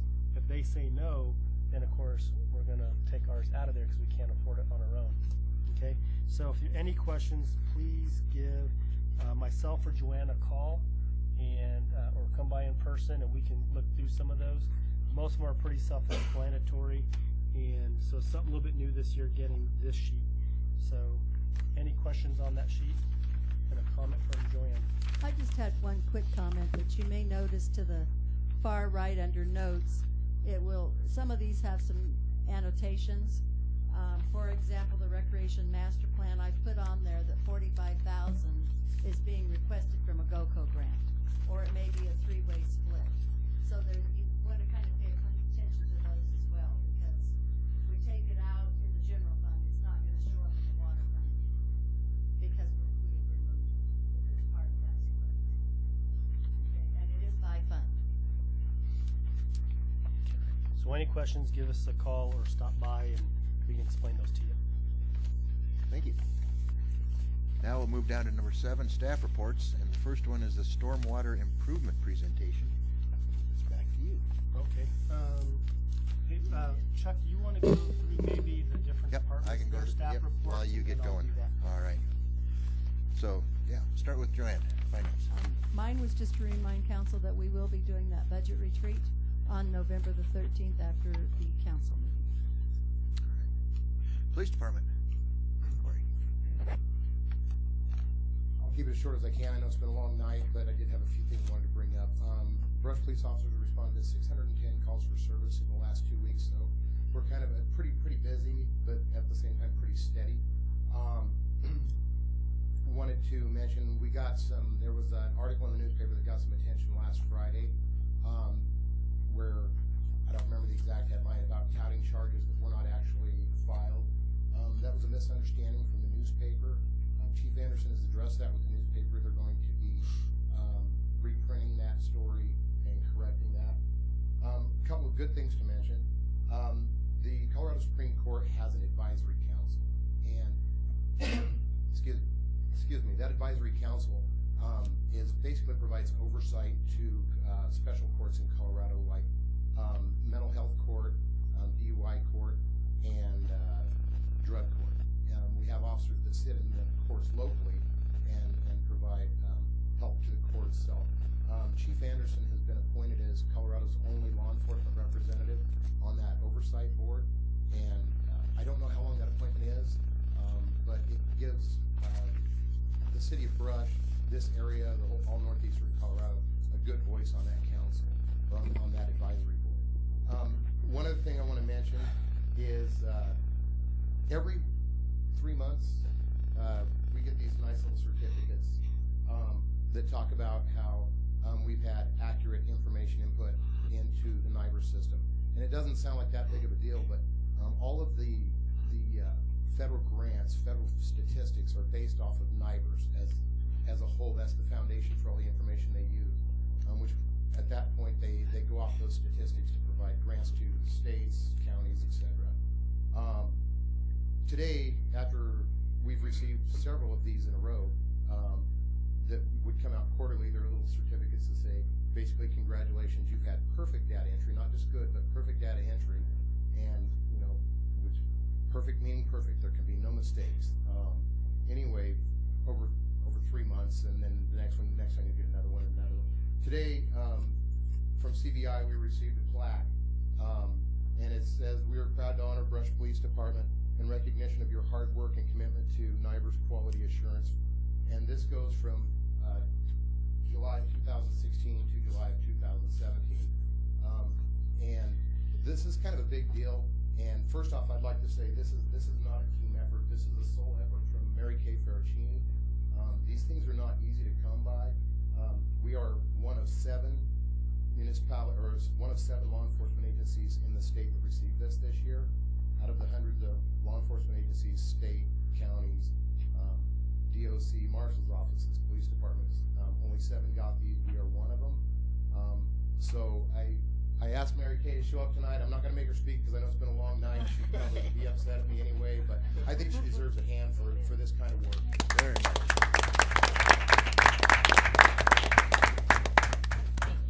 Thank you.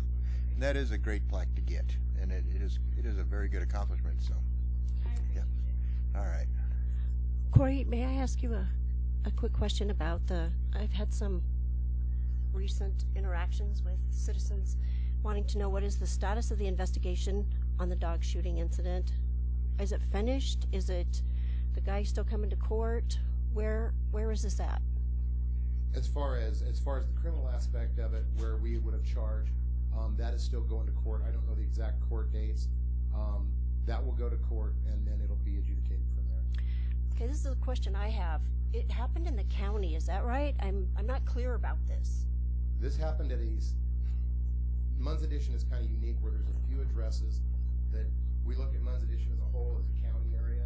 Right. There's a very few addresses that are kind of keyhole in there, and where this happened in the street right in front of it is actually in the city of Brush. So Tyrone's address is the city of Brush? That is a city address, yes. Okay, so we were within and I wanted to clarify that before I spoke out. We were within our jurisdiction, and the case will be tried here. I'm not sure where it was filed. I think that was filed with Morgan County Court. Okay. Because of the time, but I could be wrong on that. I would need to say one way for sure. And as far as the insurance, have we made a settlement, or are we waiting for the court date, or how is that progressing? The insurance company already sent a letter. The insurance company sent a letter, seems like about a month ago, with what the city council had given direction on. Right. And so, as good neighbors, just work it out, and that's exactly how it was stated there. There's governmental immunity, but as good neighbors, we'll work with you. We'll pay for a portion of that. And that was the amount that we decided on in the work session. Is that correct? Correct. Very good. Thank you so much for clarifying that. Corey, can you explain some of the training that's involved when it comes to vicious dogs? One of the speakers mentioned about it earlier. Right, yeah. The Colorado Dog Protection Act Right. came out 2013, 2014. And what it was, it's a very useful training. Gives officers a lot of options before going to a lethal force on an animal. However, it's another tool we put in our toolbox, and was not applied at that point. Okay. What are some of the other non-lethal methods of dealing with a vicious dog? Tasers, pepper spray. They make suggestions as simple as throwing your keys, which may scare a dog. Or there's a lot to it, and a lot of it's actually identifying the behavior in an animal like that. So maybe you can take precautions prior to an incident actually occurring. Thanks, Corey. Thank you. All right. Moving on, Lance. Hey, just a couple things. Not only are we writing the NOCO grant, but our golf course is wrapping up its tournament season this next weekend on the 28th. Hopefully, weather permitting, we'll be having our par 3 tournament. It's one of the better ones that we've put in at the course. We're expecting we'll already have over 40 people signed up, and hopefully we'll get up to 60 for that. Really good tournament, good fun to do, end of the year tournament. With that being said, we had mentioned the grant and how we get partial funding from the Jobs and Needs of the Pettis Foundation. I've been meeting with Mr. Gunn regularly over the last 2 months, and again, we put in a request, which is going to be probably well over $200,000 to $300,000 from the foundation. And I just want to reiterate what that foundation means to the city of Rush, and how lucky we are that we have it, because we're able to keep our parks and our recreation and our golf facilities looking as good as they do, and a lot of that is well, pretty much all of that is because of the financial support that the foundation gives the city. So I just wanted to give them kudos, and Bobby was very, very open-minded with our foundation requests, and been a great partner. Thank you. We'll scoot down the line to Tyler. Mark. Thank you. I think it's on now. I think it was off before. Just one quick thing. I wasn't going to say anything, but it just came to mind. Recently, someone had asked me to reach out to a well-known restaurant chain, saying, "Can we get one of those in Brush?" And those requests come every now and then. And so just from my experience, I know typically what the response is. So to get an official response to pass on to them, I reached out to this chain and I gave them a bunch of statistics, some demographic information, as well as some local economic development activity with Love's coming in, just to set it up as nicely as I could. And they replied back to me. I went through their real estate office, and they replied back that they ran it through their system, and Brush does not meet the minimum threshold which would justify putting a restaurant there. Basically meaning that we don't have enough people, not just in Brush but in the county, to sustain a restaurant like that.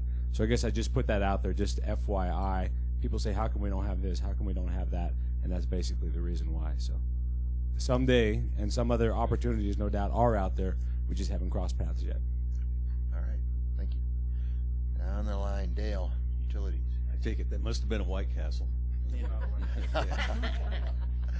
Well, it's that time of year again in the city of Brush. The leaves are starting to turn. We got some fantastic colors coming on to our trees because of the diversity of types of trees we have. But also along with that, those leaves are going to fall at some point. And so we're just kicking off our fall cleanup. Again, just like to remind residents that you bag your leaves, put them out with your regular trash, and we'll come pick them up. And again, it's just leaves. We don't take trash that's laying out there. It's got to be the leaves. And we'll pick it up, no charge, put it out with your regular trash. And as just a good reminder, don't be blowing or raking your leaves out into the street. It is against city code, simply because it'll plug up our stormwater system and our catch basins and such. And it's also kind of messy. And we like to keep it cleaned up, not thrown out in the street where sometimes it'll take a while to get picked up. So, and you can't be cited for it. But again, we're kicking it off, so let's just go ahead and bag them and go from there. Thank you. Is that for the month of November? Or? We'll do that up and through the 1st of December. So we got about a month and a half or so. We'll just, as long as they're there, we'll still keep doing it. Can we extend it a little bit? Because I got 5 cottonwoods and it takes them 6 months to. We can. I mean, we no can. special favors, Steve. Well, I'd do it for anybody if they had 6 cottonwoods in their yard. 5. Go ahead, tree trimmer. Becker. Andrea. Okay. On your calendar of meetings and events, you can strike the November 6th meeting, as Karen did schedule that on the 20th for the cargo containers with the Planning Commission. And we've added November 8th at 6 p.m. is the city-county meeting hosted by the Board of County Commissioners. So if everyone would RSVP to me, please, probably by the end of this week, so we have that, and the others are for you to look at. Where's that one being held, Andrea?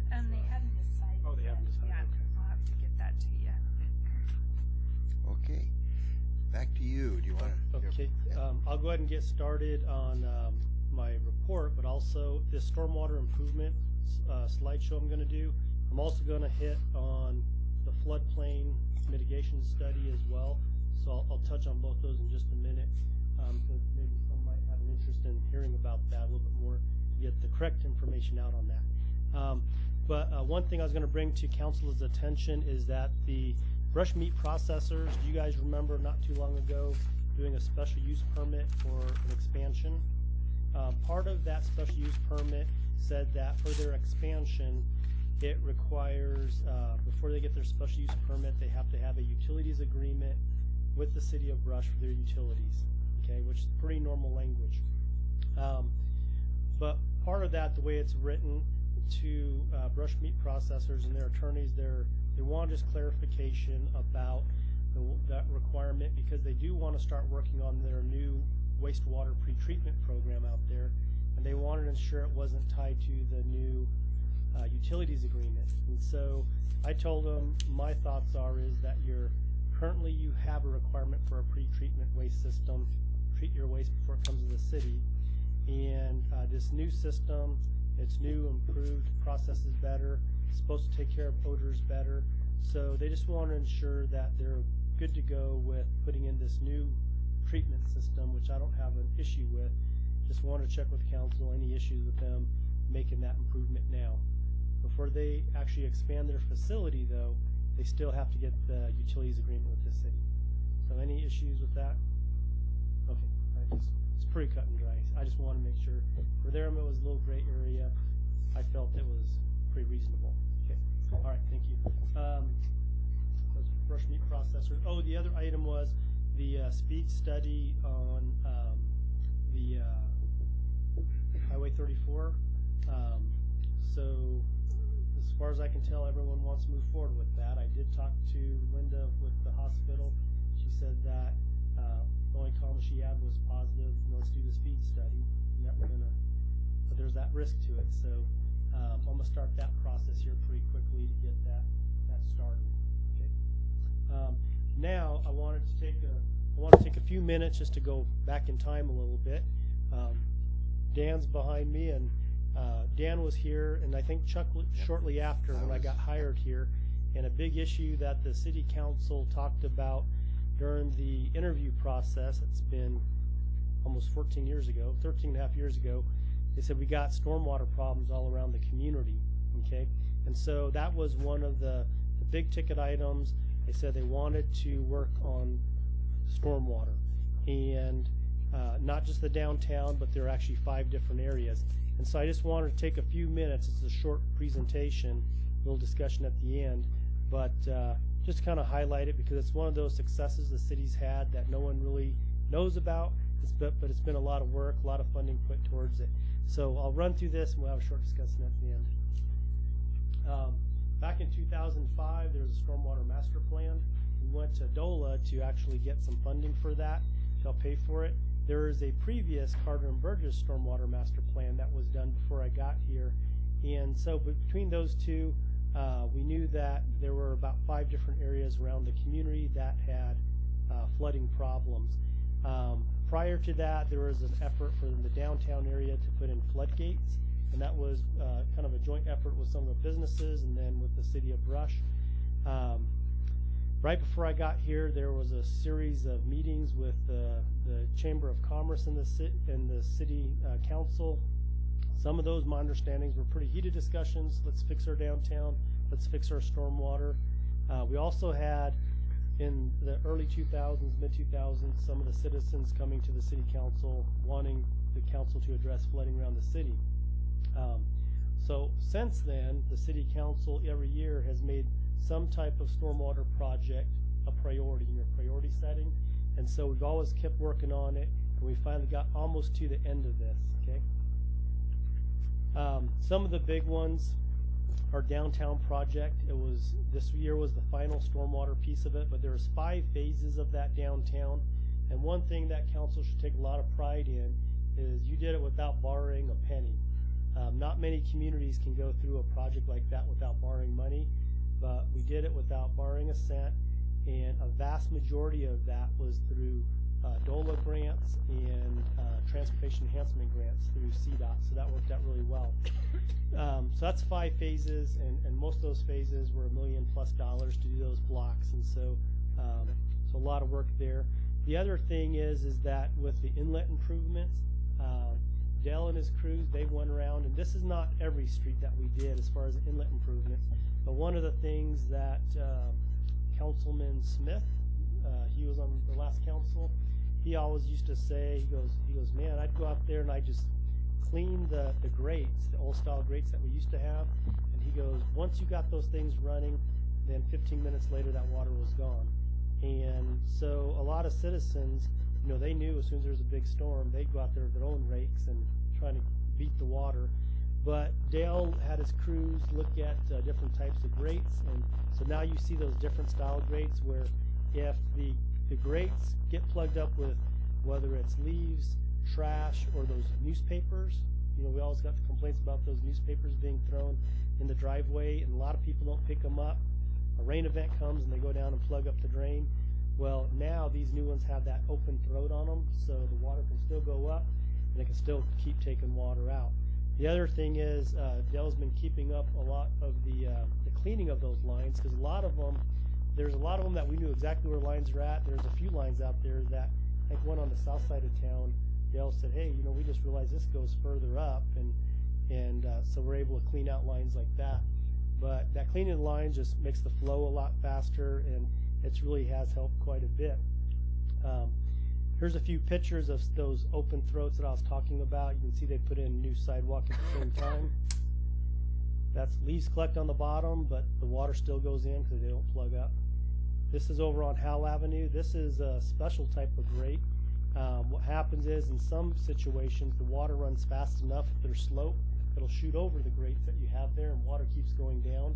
This was on Howell Avenue going down towards Emerson Street because we had all that flooding on Emerson Street all the time right there by Sunset. All that water off of Howell and samples would come down. Just different styles. This is right there at Sunset Ball Field, and the way I always explain stormwater is that the system is meant to take a lot of water, but your street itself is still designed to hold water. You know, it's kind of a reservoir.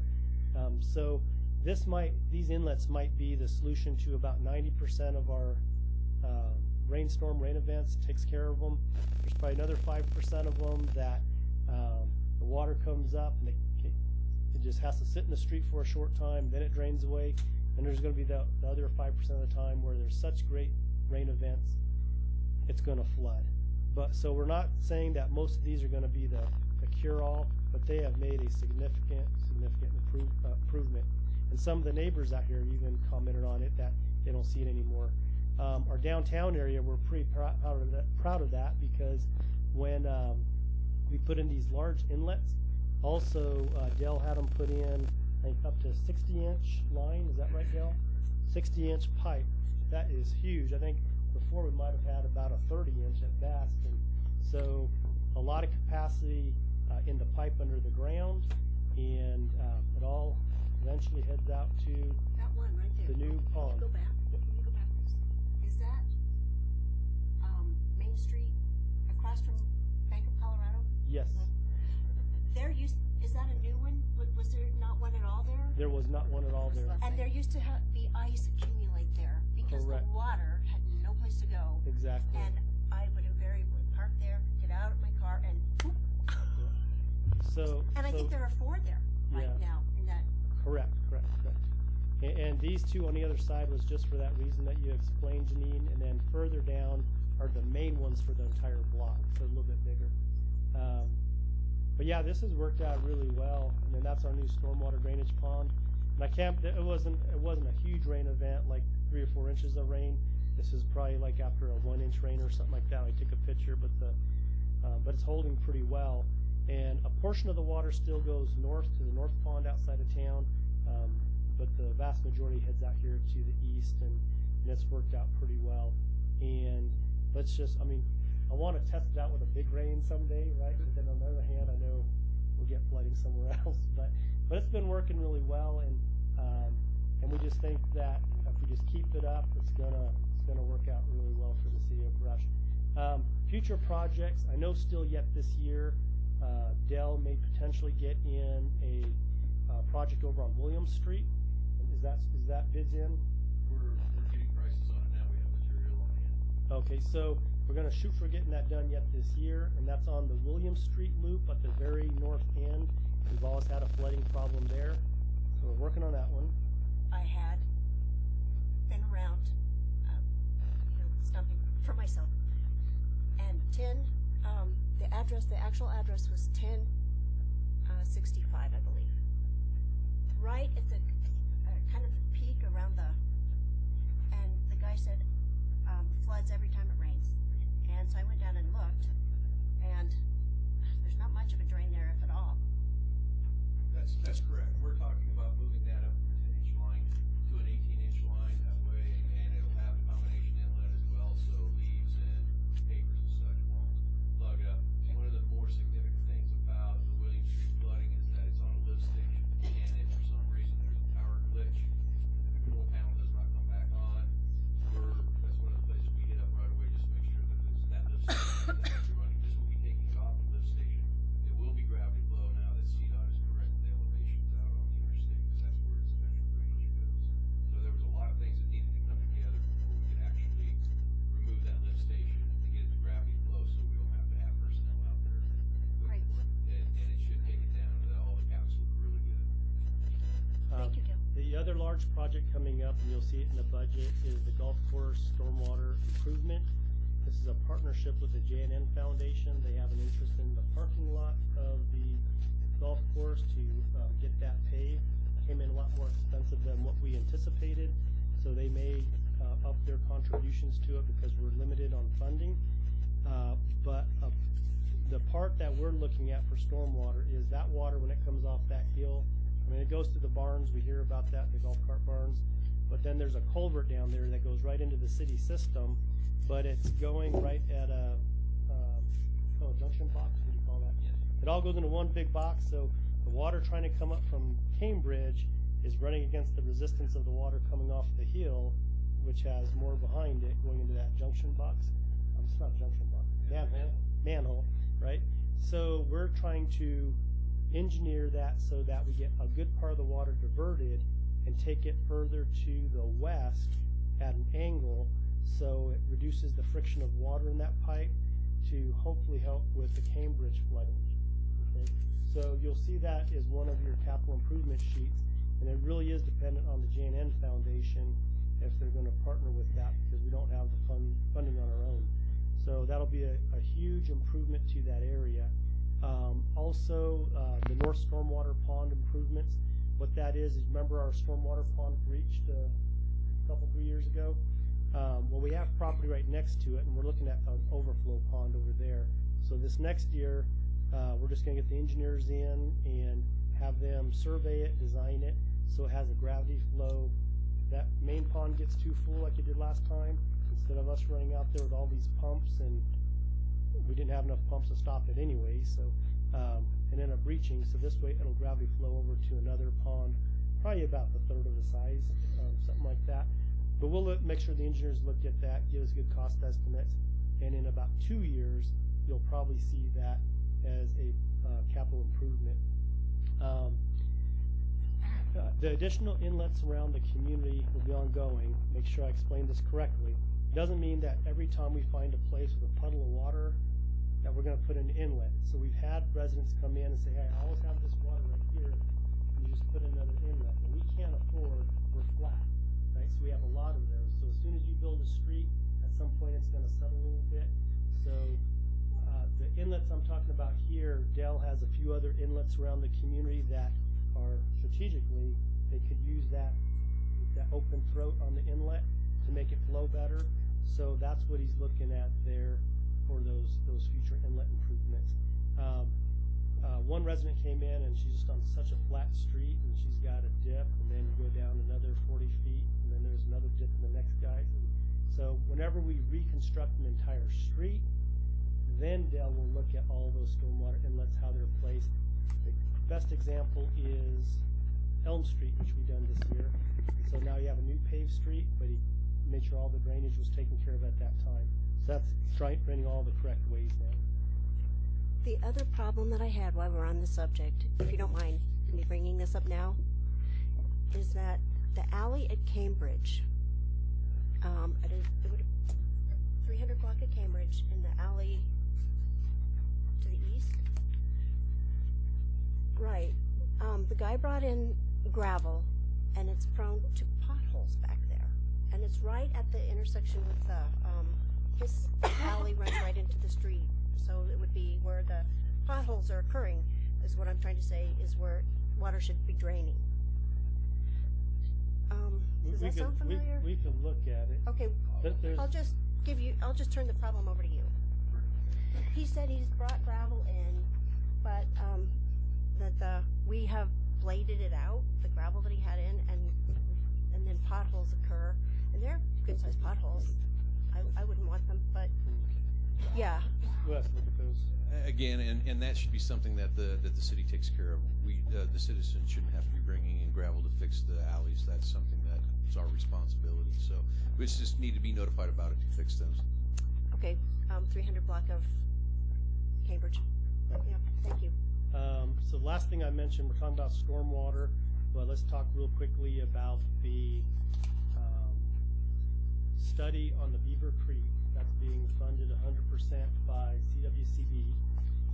So that was very good news, because originally I was going to propose to the council to put money in the budget to do some of the study work that needed, or partner with CWCB and the county. but the meeting that we had, they said that they've got the funding. They're going to do 100% of the work to do a feasibility study on mitigation concepts. What can really be done? And so it's roughly $120,000 for the study to be done, and they're going to pay for it. They are what facilitated that was if they go through the city of Brush, we contribute, then it opens up where they have to put it out the bid, and it's a long process. If they just pay for it themselves, their current contractor that they have a bid currently with, they can just start doing the work. So it's either this Friday or next Friday. I'll have to double check my calendar. I think it's this Friday. We'll be having our first kickoff meeting with the engineers, and I heard a few talk about this recently. I just wanted to make sure we all understand what that means. So what they're going to look at is the Beaver Creek. They're going to go as far down as County Road. Oh, so it's a study on Beaver Creek, and it's going to go down as far as County Road D to look at the creek and the drainage. And they have some concepts already that they've discussed, but there's also a fourth concept where they might combine a few things. So one option is for them to put a large reservoir, well, them or us or a partnership, a large reservoir down as far as County Road D that would catch water, so that reduces the chance of those big flood waters coming through Brush. So that's one option.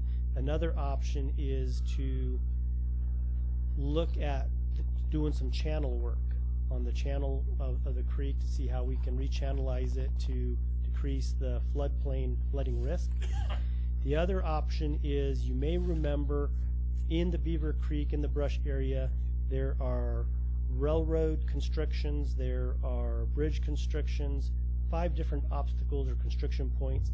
They're going to look at those as well to see what could they do with those to minimize the flood risk. And then like that fourth option is they might look at a combination of those. Okay, and so they believe that it's going to be about a 6-month process to get the study done.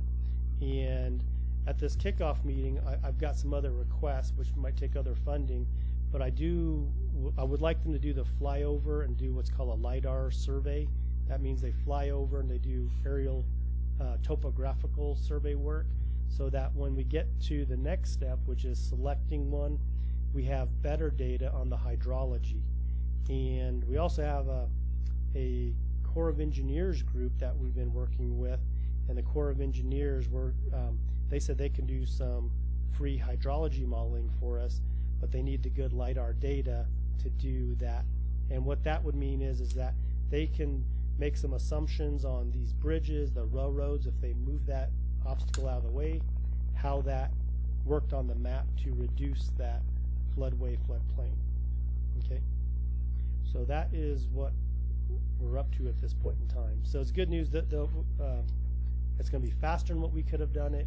It'll be for free, and if we start the partnership with them now, I think when we get to the time that we want to do something, the grants and federal state funding might be easier to get. Okay? All right.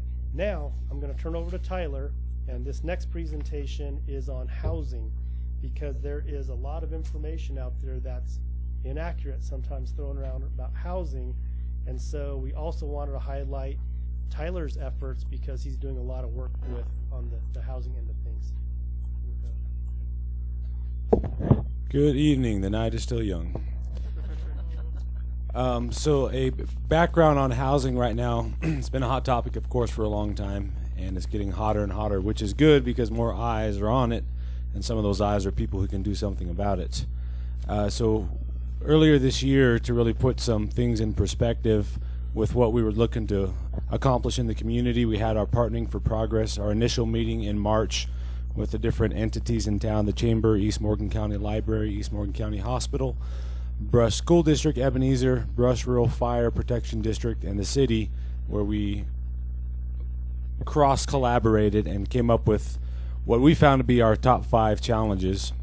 Housing, in this order: housing, childcare, things to do / recreation, workforce, and economic development. And the outcome of that meeting was that committees were formed to dive into each one of these topics a little bit more, uncover potential routes they could take to start addressing those. And we met again in June to hear the leads of each of those committees talk about what they had come up with. And then at that meeting, we refined that and we created action plans. So out of that action plan, this was the one specific to housing. I think all of council has seen this one. I'm not going to read it all. If you need it again, I'd be glad to get it for you. But basically, we're going to piggyback some of the work Ebenezer was doing on the most current information, up-to-date information for housing, because they're doing that needs assessment, housing study.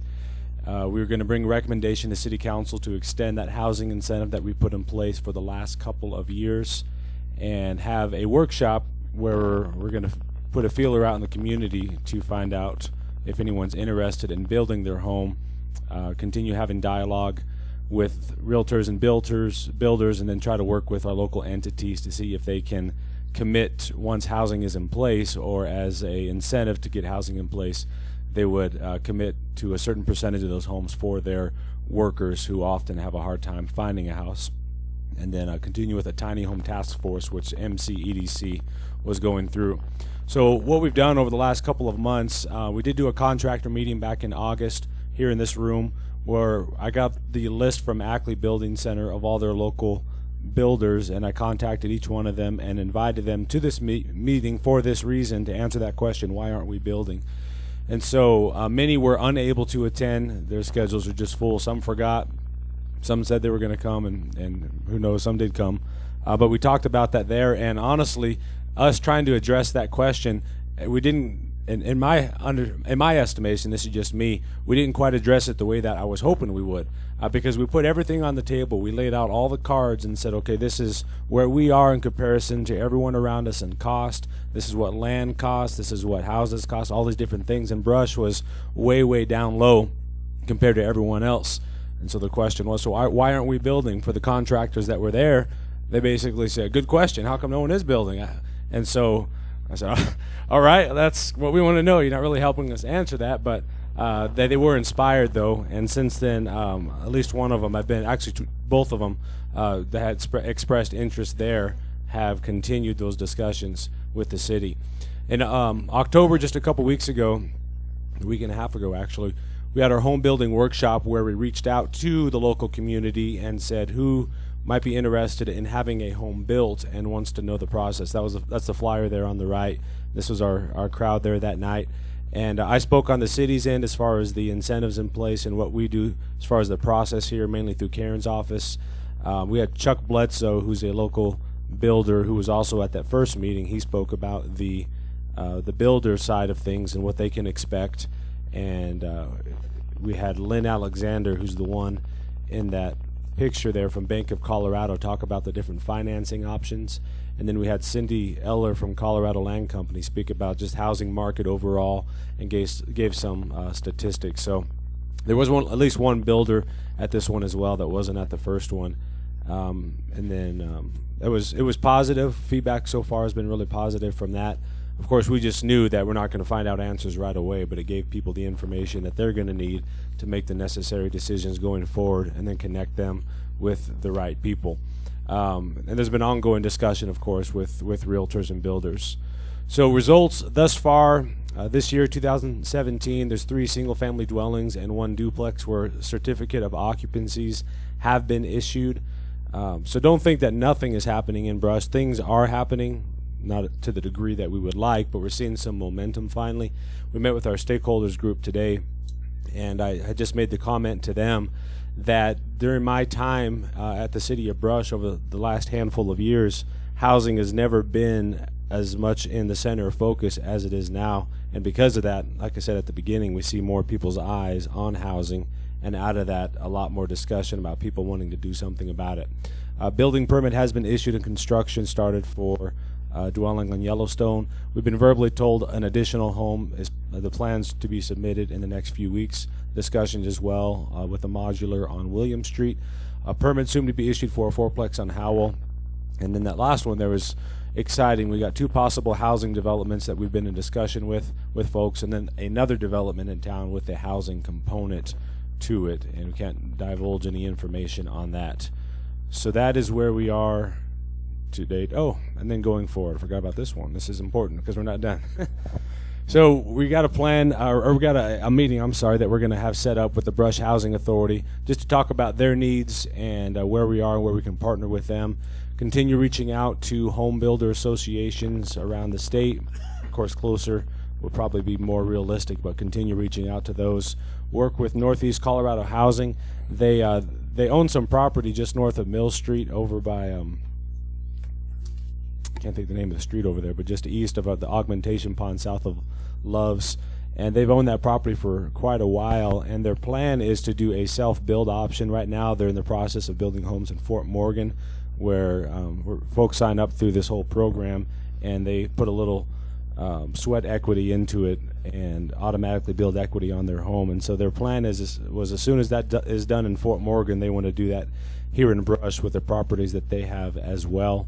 And next year, we do want to do a 2018 contractor and building permit workshop where we open that up to the community and with builders to get their thoughts and ideas on maybe ways that we could do things better here and give an overview on why things are done and work with them on improving that.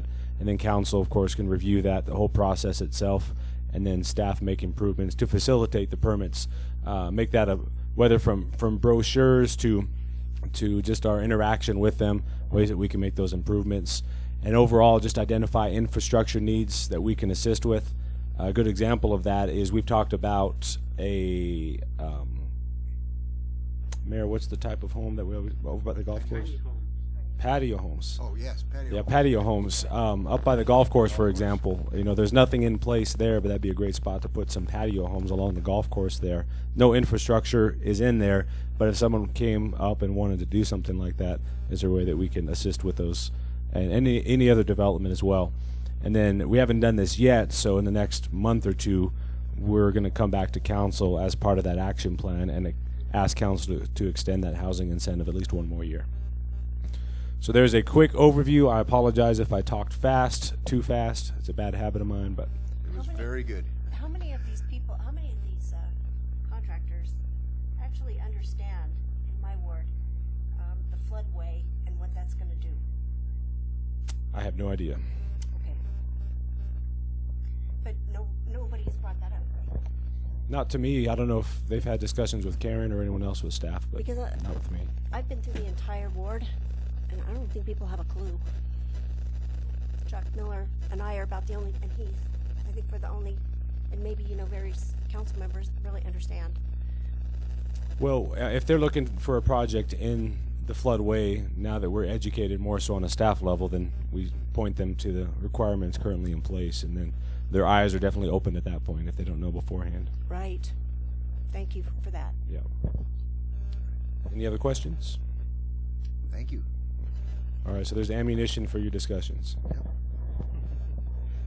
The last thing on our agenda, because we're still in a meeting, is number 8, Mayor and Council reports. Does anybody have any reports? I have a report. Yep. And a proposal, possibly. There was a 7-year-old killed in Massachusetts by a vicious dog. And this was dated October 22nd, 2017. And I follow those things. Not very many people do, but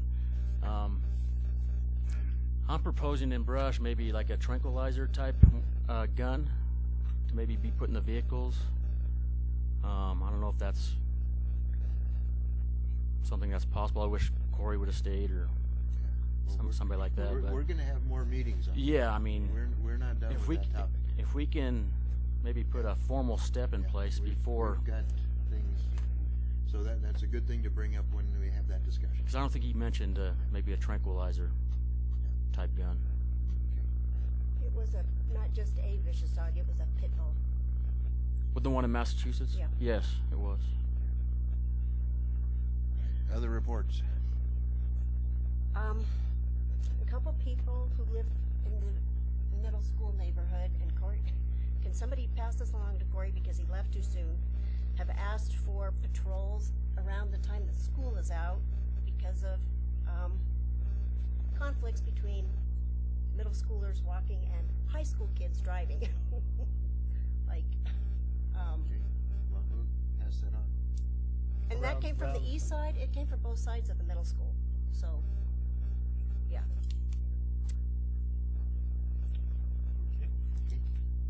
Is that it? No. I'm just gonna try to consolidate these here so it doesn't take all night.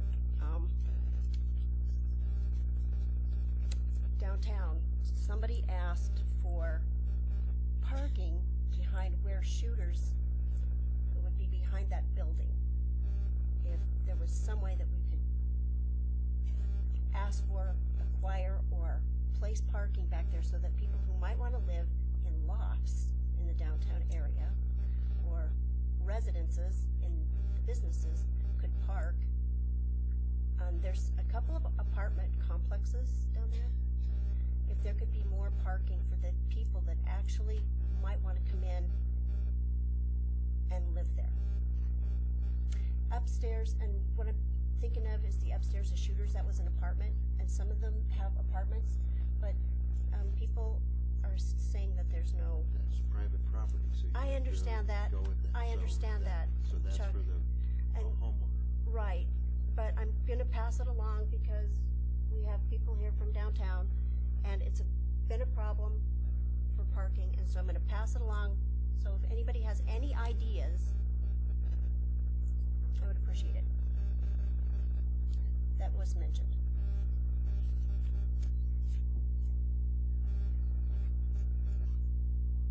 Is there more? I have a whole notebook, Chuck. Well, are you organized? I'll tell you what, some of them are combined, like there are several, so let's just leave it there for tonight, and I'll combine the rest of them and leave them with you. How's that? Sounds good. Okay, instead of going through everyone. I'm done.